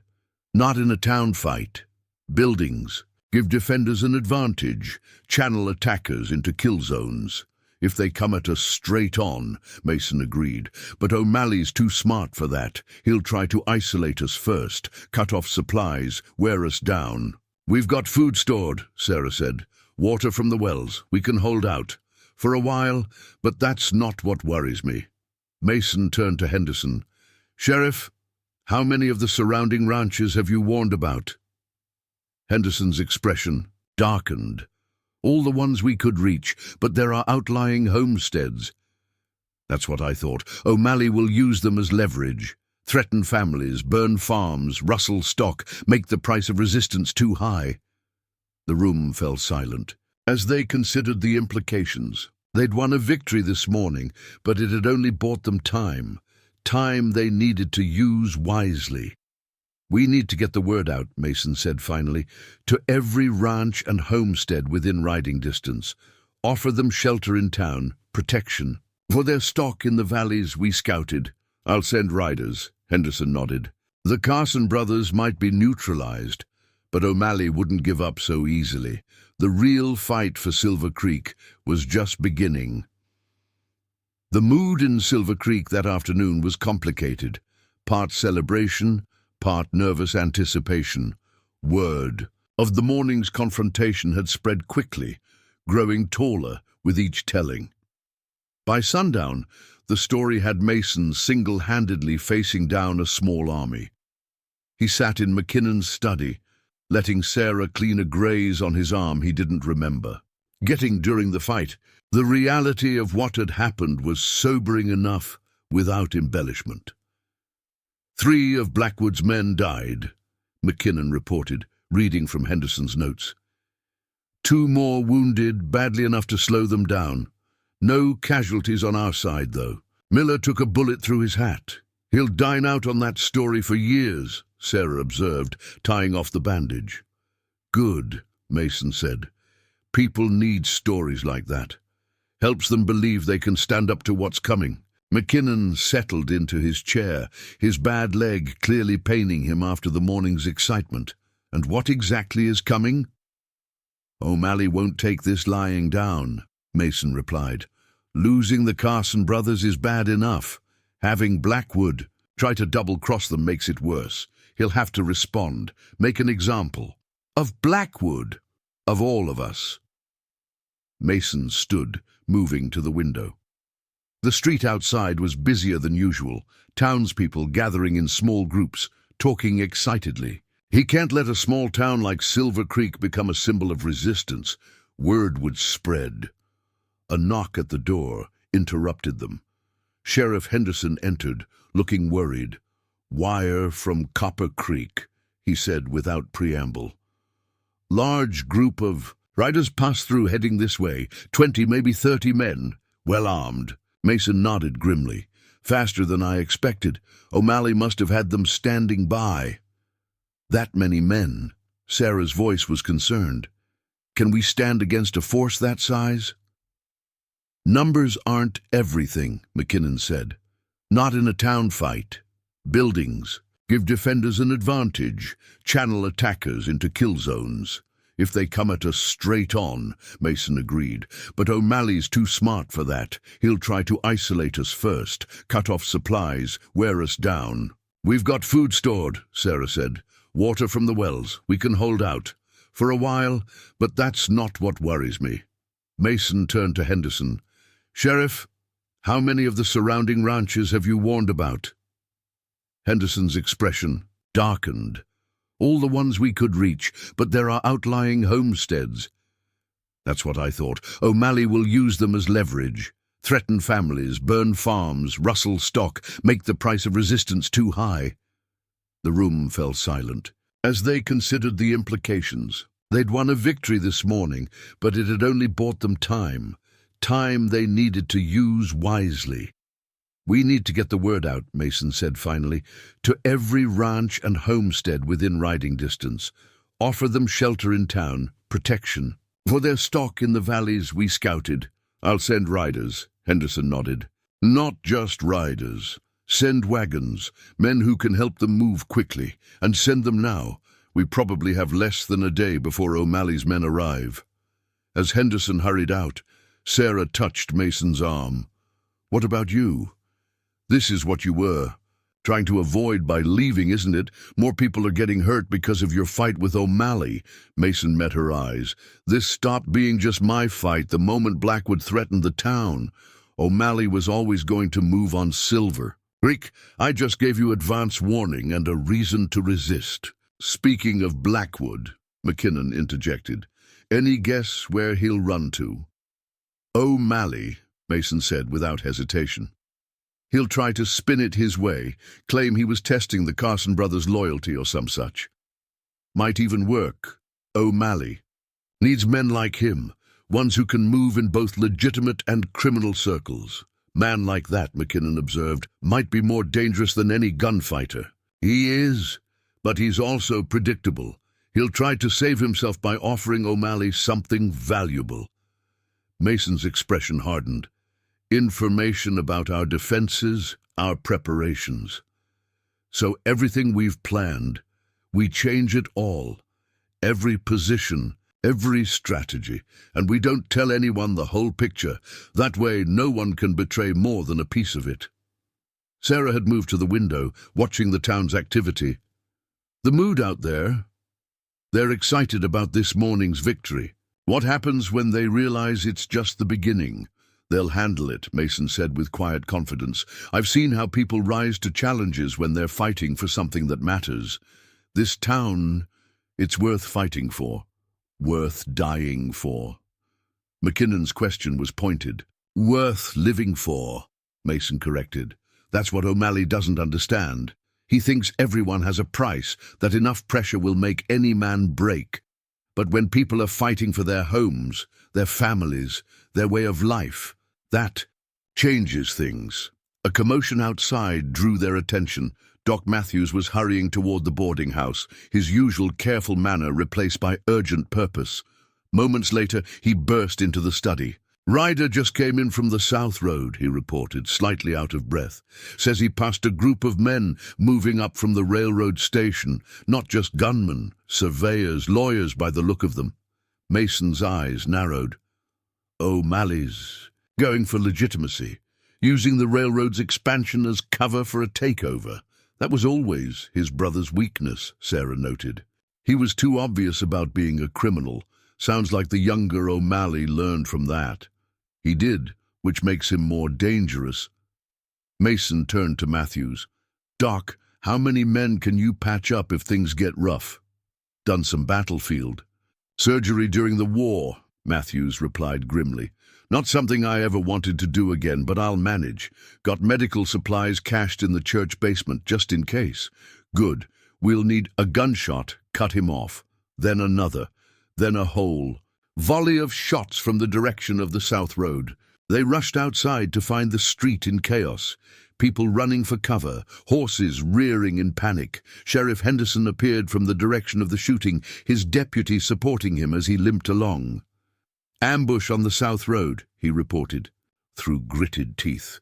6, maybe 8 riders. Hit the Watson farm first, then came at us when we responded." "You're hit?" Mason moved to help support him. "Just winged. But they've got the road blocked. No one's getting in or out that way." Mason's mind raced. The South Road was their main supply route, their primary link to the railroad station. Cutting it off was just the first step. "It's starting," he said quietly. "They're going to isolate us, cut off each escape route one by one.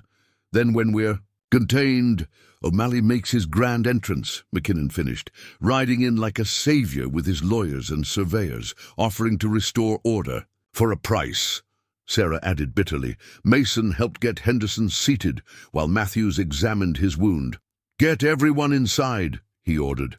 "Anyone who can shoot, get them to their assigned positions. Sarah, start moving the non-combatants to the church shelter." "What about you?" McKinnon asked. Mason checked his guns with practiced efficiency. "Those men on the South Road, they'll be expecting us to either hunker down or mount a major response. They won't be expecting one man who knows how to move quietly." "Mason," Sarah's voice held worry. "You can't take on 8 men alone."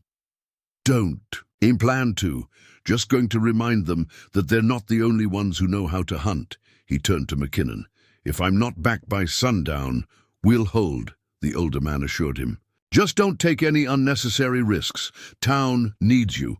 Mason's eyes met Sarah's briefly before he turned away. "Back by sundown," he repeated.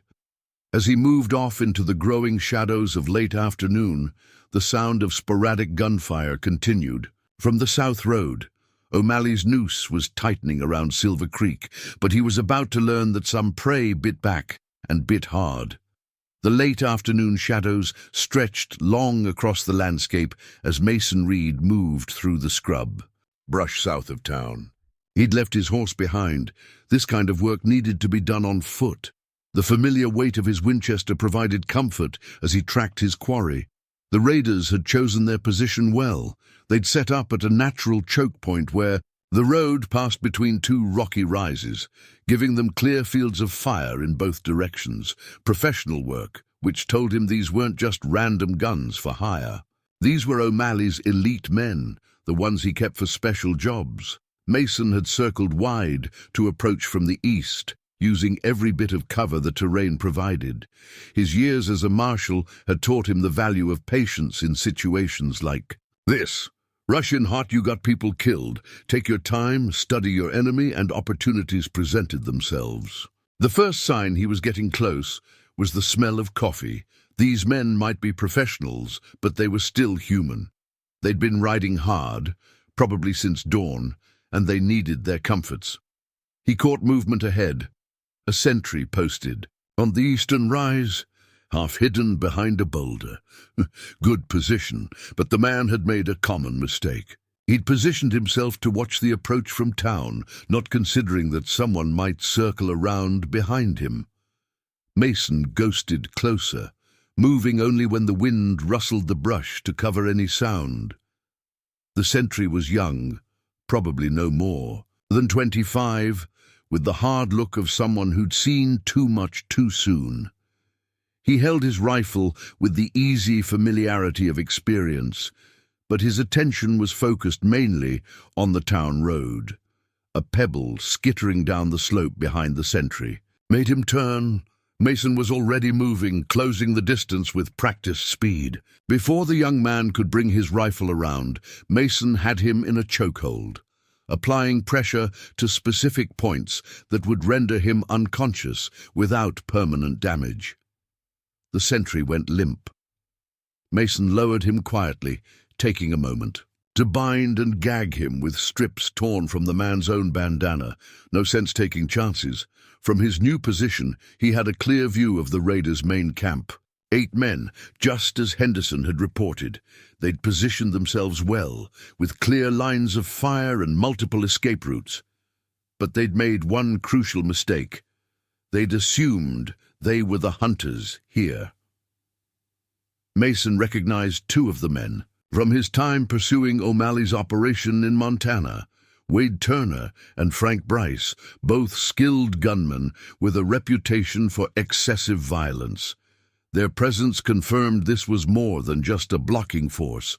O'Malley was sending a message. He settled in to observe, gathering intelligence that could prove vital later. The men's positions, their routine, the way they communicated, every detail could mean the difference between victory and defeat in what was coming.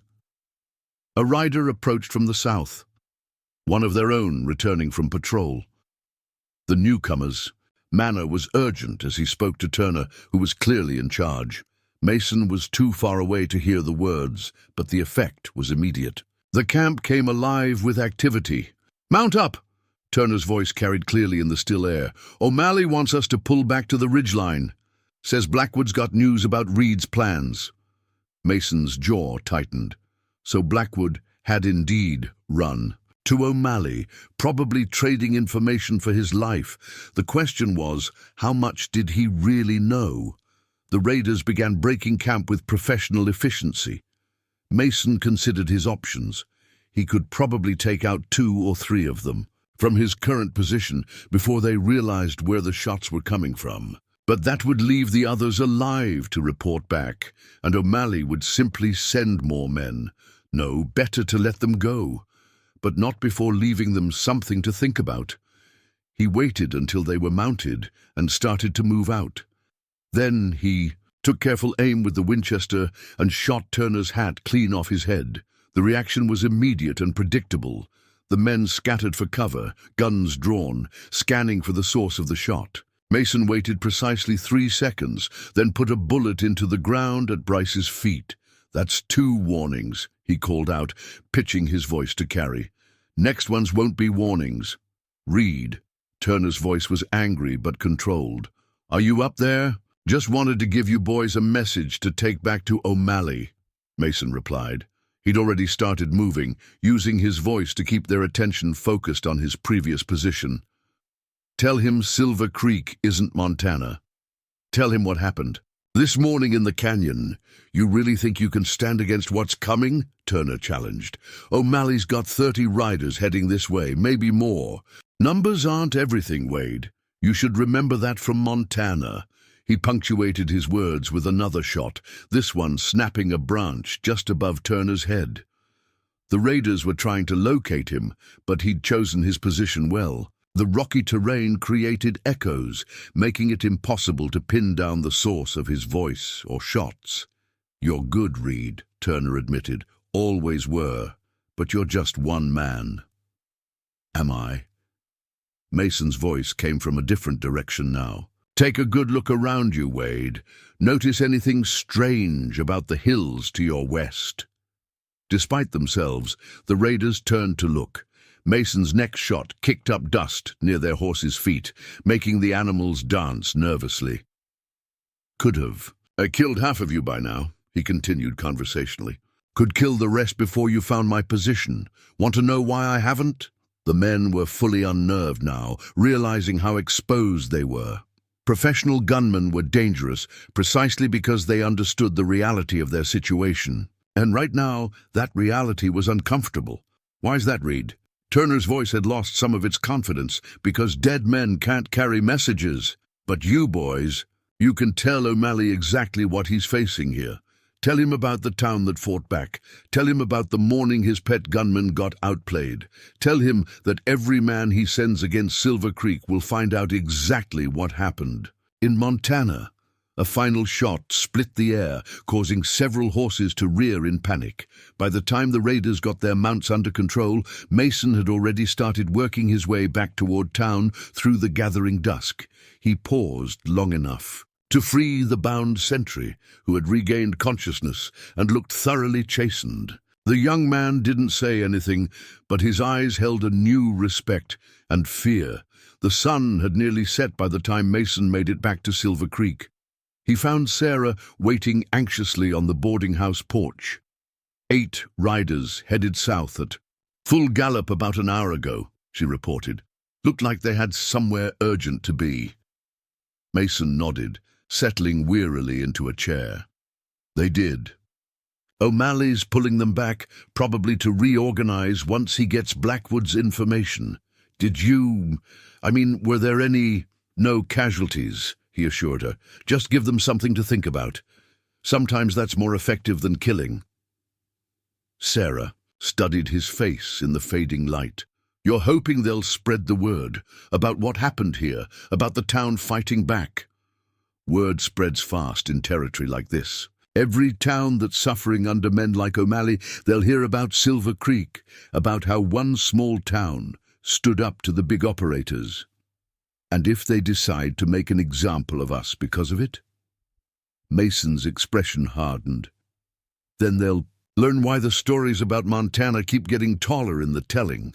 McKinnon appeared in the doorway, his bad leg obviously paining him, but his eyes alert.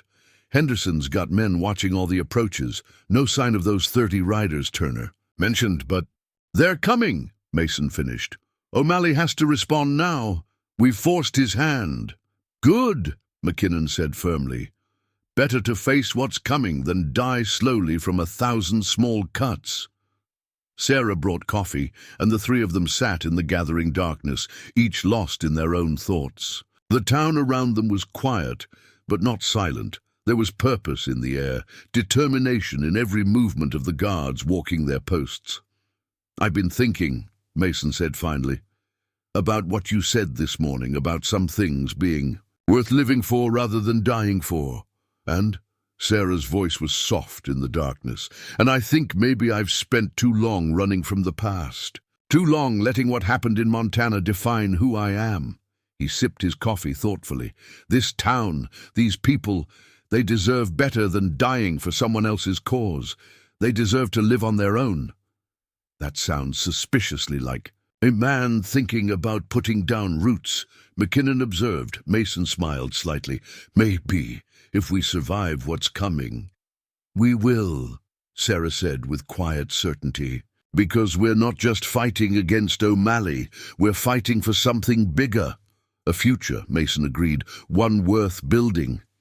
As night settled fully over Silver Creek, lights began appearing in windows. Not many, just enough to show that life went on, that the town refused to be cowed into darkness. Tomorrow would bring what it brought, but tonight, in this moment, there was peace of a sort. The kind of peace that came from knowing exactly what you were fighting for, and knowing that you weren't fighting alone. Dawn painted the eastern sky, in shades of blood red as Mason Reed walked Silver Creek's quiet streets. The town had changed in subtle ways over the past few days. Barriers had appeared in strategic locations, disguised as ordinary construction or repairs. Windows that once displayed goods now held sandbags behind their cheerful arrangements. Every roof and upper story had become a potential fighting position. He found McKinnon and Henderson in the sheriff's office, bent over maps spread across the desk. Both men looked like they hadn't slept much. Riders came in from Watson Place, Henderson reported without looking up. O'Malley's men are gathering at the old Carson Ranch, at least 30 mounted, maybe more coming. The Carson Ranch, Mason mused. Good choice. High ground, clear views of all approaches to town. 7 miles out, McKinnon added. Close enough to move fast, far enough to spot anyone trying to slip past them. Mason studied the map, his mind working through possibilities. They'll have scouts watching the town, learning our routine. Probably already have men inside, gathering information. Already found, too, Henderson said grimly. Drummer claiming to be selling dry goods, and a lost cowboy asking too many questions at the saloon. Both rode out when they realized we were watching them. Good, let them report back. Every piece of information they think they have works in our favor. Sarah appeared in the doorway, carrying a tray with coffee and biscuits. Despite the early hour, she was fully dressed and alert. Millie says 3 strangers came to the cafe for breakfast, she reported, setting down the tray. One of them was Blackwood. Mason's expression hardened. Bold move. He must be feeling confident about his position with O'Malley. He asked about you, Sarah continued. Wanted to know if you were still in town, if you seemed worried about what was coming. What did Millie tell him?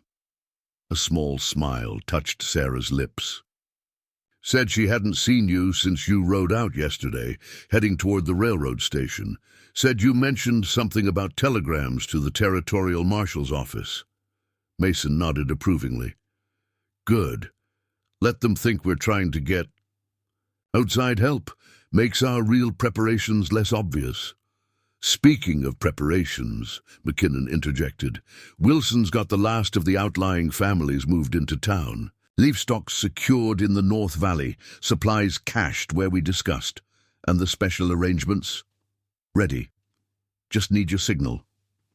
Mason moved to the window, watching the town come to life in the early morning light. People going about, their business, but with a new purpose in their movements. Everyone had a role to play now, a part in what was coming. O'Malley won't wait long, he said quietly. Not after what happened with the Carson brothers. He has to move fast, show strength. How? Will they come? Henderson asked. Not all at once. He's smart. He'll test our defenses first, probe for weaknesses. Mason turned back to the room. Probably start with a show of force, trying to intimidate. When that doesn't work, he'll send in his professionals, try to pick off our leaders. You mean you, Sarah said. Mason met her eyes. Me, the sheriff, anyone who's been organizing resistance. Take out the head, the body dies. That's how men like O'Malley think. And when that fails... McKinnon's voice was steady. Then he brings in his lawyers, his legitimate businessmen. Offers to restore peace, protect the town from the very violence he's created. Mason's expression grew hard. That's when we have to be most careful. Many towns have fallen for that trick. A commotion outside drew their attention. Doc Matthews hurried into the office, slightly out of breath. Riders coming in from the East Road, he reported, but not O'Malley's men. It's the Carson brothers. Mason moved quickly to the window. Sure enough, Ezra and Luke Carson were riding slowly down the main street, their hands clearly visible and away from their weapons. They'd come alone, either very confident or very foolish. What do you make of that? Henderson asked quietly. Could be a trick, McKinnon suggested. Get us to lower our guard. Mason studied the brothers' approach. No, they're professionals. They wouldn't risk their reputation on a cheap trick. This is something else. He stepped out onto the boardwalk as the Carson brothers reined up in front of the office. Neither man moved to dismount, maintaining a careful, non-threatening posture. Mr. Reed, Ezra nodded politely. Quite a gathering up at the old ranch. So, I hear, come to watch the show? Actually, we came to deliver a message from Mr. O'Malley himself. Mason's expression didn't change, but his mind raced. O'Malley sending the Carson brothers as messengers? That was unexpected. I'm listening. He proposes a meeting. Neutral ground, just you and him. Talk about finding a peaceful solution to this situation. Very civilized of him. Luke Carson shifted slightly in his saddle. He's offering terms, better ones than most men in your position would get. And if I decline, then what happens to Silver Creek won't be in our hands. Ezra said quietly. "We've fulfilled our contract, tried to bring you in alive. What comes next? That's between you and O'Malley." Mason considered his response carefully. The Carson brothers were maintaining their professional detachment, but something in their manner suggested they weren't entirely comfortable with their role. "Tell Mr. O'Malley I appreciate the offer," he said finally. "But I don't speak for Silver Creek. The town makes its own decisions now." He thought you might say that. Ezra reached into his coat slowly, producing an envelope. "He asked us to deliver this, in that case. Said you should read it before making any final decisions." Mason took the envelope carefully. "Generous of him to give me options." "Mr. O'Malley can be generous," Luke observed. "He can also be ruthless. Choice is yours, which one Silver Creek experiences." The brothers touched their hats in a gesture of professional courtesy, then turned their horses and rode out the way they'd come. Mason watched them go, turning the envelope over in his hands. "What do you think?" Sarah had appeared beside him. "I think O'Malley's smarter than his brother was. He's giving us choices, making it look reasonable." Mason broke the seal on the envelope, making sure that whatever happens next, he can claim he tried to prevent it. The letter inside was brief but carefully worded. Mason read it twice, his expression growing darker. "Well," McKinnon prompted, "he's offering to buy the town. Not just individual properties, the whole town. Says he'll pay fair market value, guarantee everyone's safety, even keep most businesses running under current management. That's surprisingly reasonable," Henderson said cautiously. "It's poison," Mason replied. "Same thing he did in Montana. Buy the town, control who can live there, who can work there. Pretty soon everyone is dependent on his operation, following his rules, and anyone who objects—" "As an unfortunate accident," McKinnon finished grimly. Mason folded the letter carefully. "Get word to everyone. Meeting at the church in 1 hour. Whole town needs to hear about this offer and decide how to respond." "You think that's wise?" Henderson asked. "Letting everyone know the terms?" "Has to be their choice," Mason said firmly. "We're not fighting for my revenge anymore. We're fighting for their future. They need to decide if it's worth the price." As they moved to spread the word, Mason looked toward the distant hills where O'Malley's forces were gathering. The real battle for Silver Creek wasn't going to be fought with guns. It would be fought in the hearts and minds of its people. The question was, would they choose a comfortable slavery or a dangerous freedom? The church was packed, every pew filled, with townsfolk who'd come to hear O'Malley's offer. Late morning sunlight filtered through the high windows, casting patterns on the wooden floor as Mason Reed stood before the assembled crowd. He'd just finished reading O'Malley's letter aloud, letting the words sink in.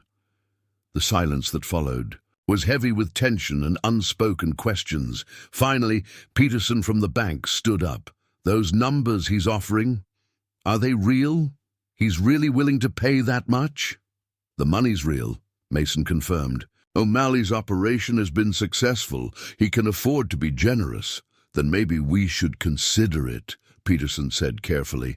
"I mean, if he's willing to be reasonable." "Reasonable?" Mrs. Watson rose from her seat, her voice sharp. "Was he reasonable when his men shot up our farm, when they threatened my children?" "That's different," Peterson argued. "That was before negotiations. Now he's offering a legitimate business deal." Mason watched the debate begin to spread through the crowd. This was exactly what O'Malley wanted. Division, uncertainty, people arguing among themselves instead of standing together. "If I may," Millie spoke up from her place near the front, "I'd like to tell you about my cousin's town in Montana, about what happened after O'Malley's brother bought them out." The crowd quieted, turning to listen. Millie wasn't known for speaking up in public. When she did, people paid attention. "First few months were fine," she continued. "Good money, everything is peaceful. Then things started changing. New rules about who could do business in town. Special fees for protection. Pretty soon, nobody could make a living without O'Malley's approval. But that was his brother, someone called out. Maybe this O'Malley's is different. He's worse, Mason said quietly. The crowd turned to him. Connor O'Malley was a crude man, obvious about his criminal intentions. His brother James is smarter, more sophisticated. He understands that true power comes from controlling people's choices, not just their actions. McKinnon stood, his military, bearing commanding attention. Think about what's already happened. First, they try intimidation with Blackwood's men. When that fails, they send professional manhunters like the Carson brothers. Now they offer to buy us out, each step designed to seem more reasonable than the last. But what's the alternative? Peterson demanded. Fight against 30 armed men? People could die. People will die anyway. Sarah's voice rang out clear and strong. Just slower, one piece of their dignity at a time. The debate continued, growing more heated. Mason let it happen, understanding that the town needed to work through this themselves. His gaze met Sarah's across the crowd, seeing in her eyes the same determination he felt. Finally, Sheriff Henderson stood. Folks, before we decide anything, there's something you should know.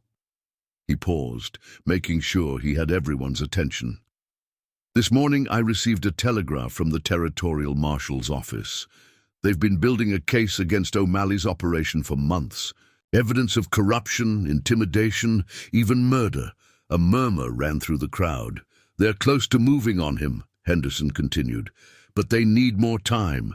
If we sell out now, we become part of his legitimate business empire.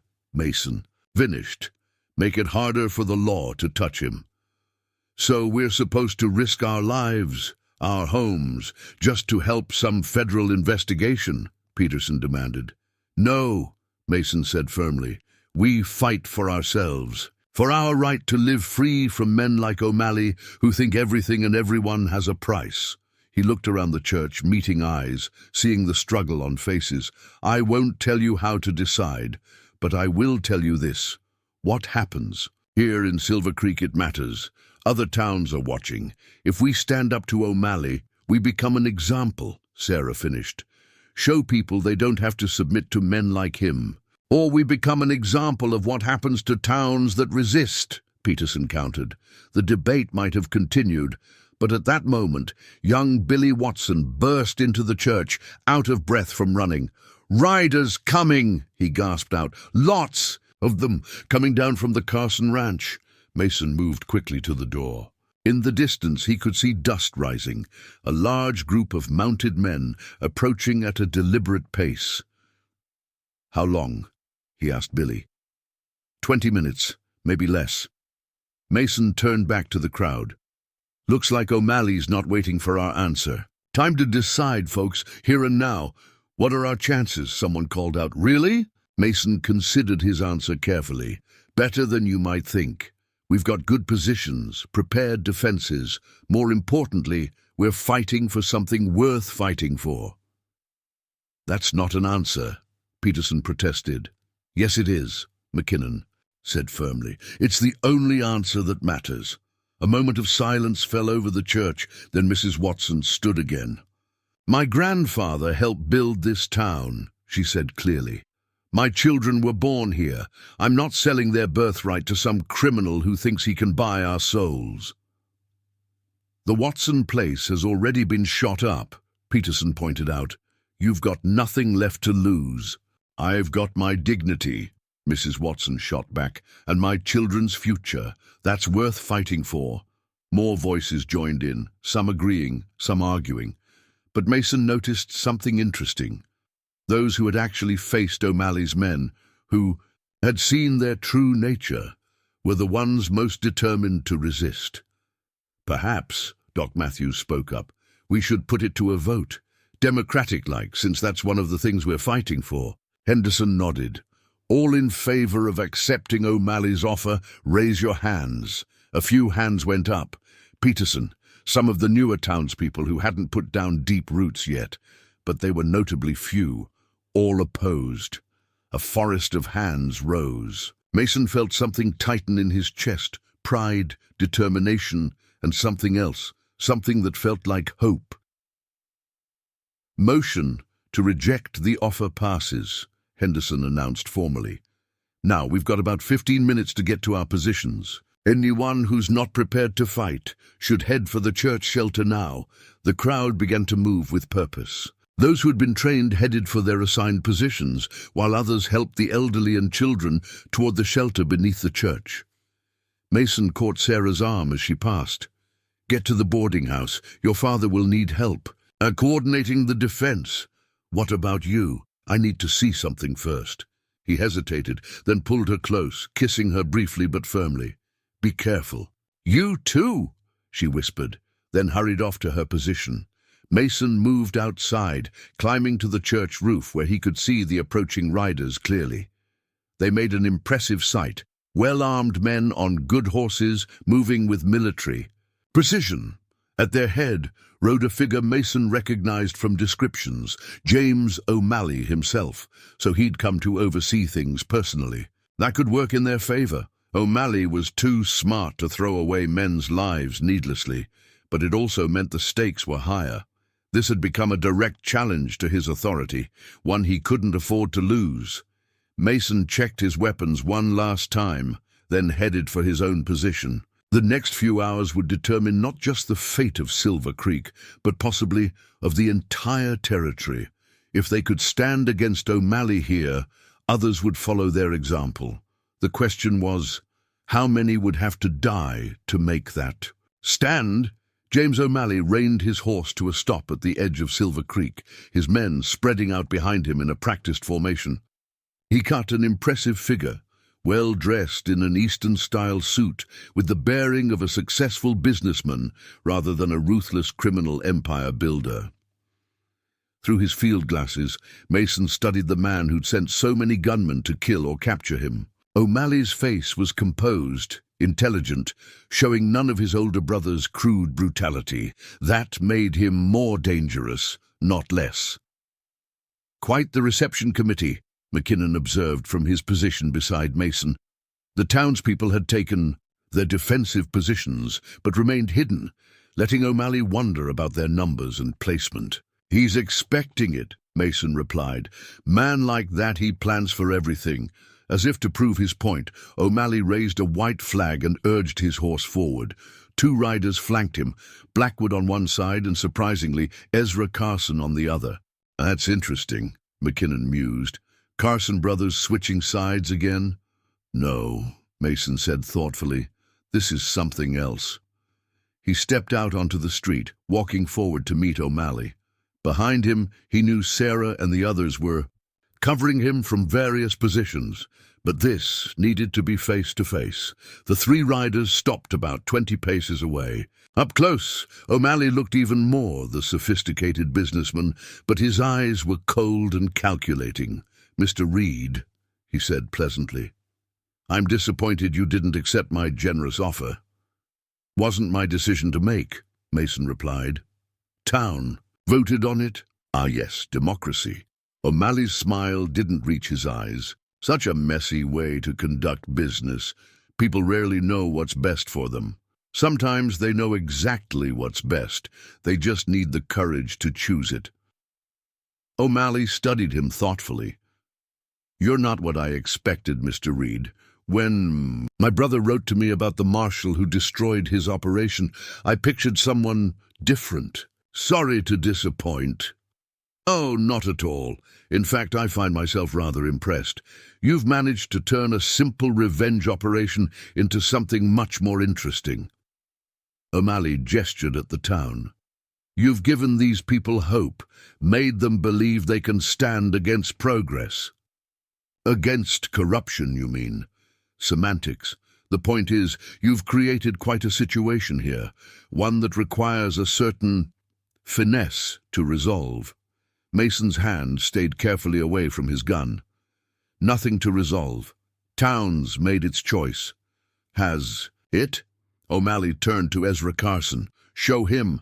Carson produced a telegram, holding it out. Mason took it cautiously, reading quickly. His expression darkened. "Now you understand the situation," O'Malley said smoothly.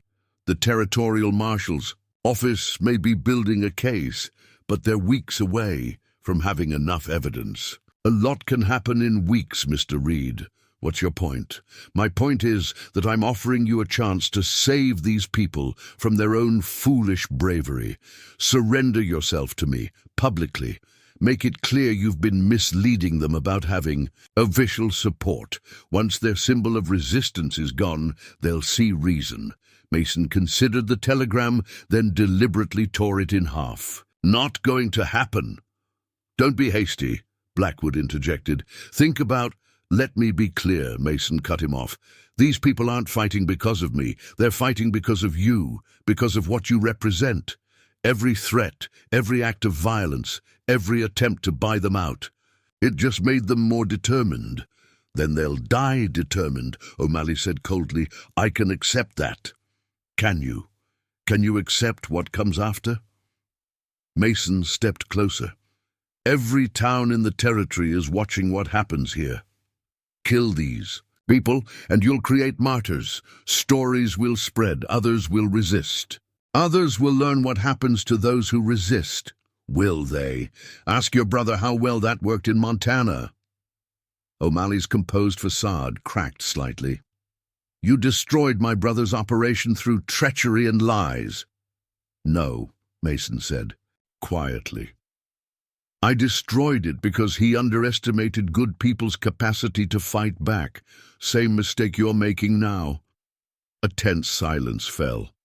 Mason was acutely aware of the armed men surrounding them, of the townspeople in their hidden positions, of how quickly this could turn into a bloodbath. Then Ezra Carson spoke up. Mr. O'Malley, a word? O'Malley turned his horse slightly, conferring quietly with Carson. Mason caught fragments, professional reputation and unnecessary losses and better options. Finally, O'Malley turned back. Mr. Carson makes an interesting point about the economics of this situation. Perhaps we can find a compromise. I'm listening. Silver Creek remains independent. No purchase offers, no pressure. In exchange, you leave, ride out today, never return. The town loses its symbol of resistance. I avoid a costly battle. Everyone saves face. Mason studied him carefully. And if I refuse, then what happens next will be on your conscience, not mine. A movement caught Mason's eye, Sarah stepping out onto the street. Then McKinnon, then others emerging from their positions. Not threatening, just present, standing. Together, that's your answer, Mason said quietly. These people are done living in fear, done submitting to men like you who think everything has a price. And you're willing to die for that principle? O'Malley's voice was hard. To let them die for it? No one has to die. Mason's voice carried clearly in the morning air. You can ride away. Find easier targets, softer towns, or you can start shooting and find out why the stories about Montana keep getting taller in the telling. O'Malley looked around slowly, taking in the armed townspeople, the determined faces. His tactician's mind would be calculating odds, considering losses, weighing options. The world is changing, Mr. Reed, he said finally. The day of the independent town, the free pioneer. It's ending. Big money, organized operations like mine. We're the future. Maybe, Mason agreed, but not here. Not today. Another long moment of tension. Then O'Malley wheeled his horse. Mr. Carson, your contract is concluded. Mr. Blackwood, we'll discuss your future role later. He raised his hand, and his men began to pull back. The movement was orderly, professional, but the message was clear. O'Malley was cutting his losses. The riders withdrew. Sarah moved to Mason's side. Is it over? This part is, he said quietly. O'Malley's too smart to waste men on a fight he might not win. He'll find easier targets until someone stops him for good. Mason watched the dust cloud of departing riders. That's tomorrow's problem. The Territorial Marshal's office will build their case. Justice may be slow, but it comes eventually. McKinnon joined them, leaning on his cane. Town's gonna need some rebuilding, repairs to fix, defenses to maintain.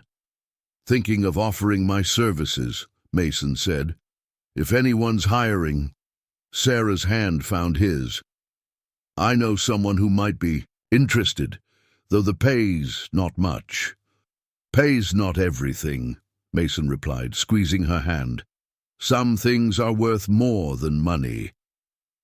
As the town came back to life around them, people emerging fully from their defensive positions, Mason Reed felt something he hadn't experienced in 3 years: peace. Not the peace of running away, but the peace of finding something worth standing for. The Carson brothers had reached the edge of town. Ezra turned back briefly, touching his hat in a gesture of professional respect.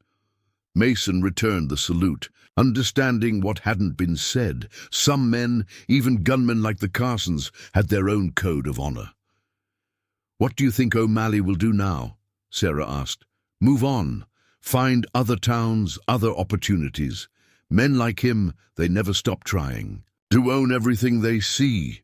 Mason looked around at the town, his town now, in a way it hadn't been before. But maybe we've shown people they don't have to submit. Sometimes standing together is enough. McKinnon nodded approvingly. Town's going to need leadership. People who understand what we fought for here, who can help protect it. Sounds like a job for the sheriff, Mason deflected. Sounds like a job for all of us, Sarah corrected. She was right, of course. What they'd built here, not just the defenses, but the sense of community, of people standing together against those who would dominate them, that was worth protecting, worth building on. The morning sun climbed higher over Silver Creek, burning away the last shadows of fear that had haunted the town. There would be other challenges, other threats, but they would face them together, standing strong. Mason Reed, the lone marshal who had once brought down O'Malley's brother, wasn't alone anymore. He had found something worth fighting for, worth living for, and in doing so, he had helped others find their own strength, their own courage to stand. The stories about what happened in Silver Creek would grow taller in the telling, just like the stories about Montana. But the truth was better than any story. The truth of ordinary people finding extraordinary courage, of a town that refused to be bought or bullied, of a man who stopped running and found his home. As the town bell rang out, calling people to gather and celebrate their victory, Mason looked at Sarah and smiled. Sometimes the greatest battles weren't won with guns, but with hearts and minds. Sometimes the real victory wasn't in defeating an enemy, but in helping people believe in themselves. And sometimes, just sometimes, a man running from his past could find a future worth fighting for. Up next, you've got 2 more standout stories, right on your screen. If this one hits the mark, you won't want to pass these up. Just click and check them out.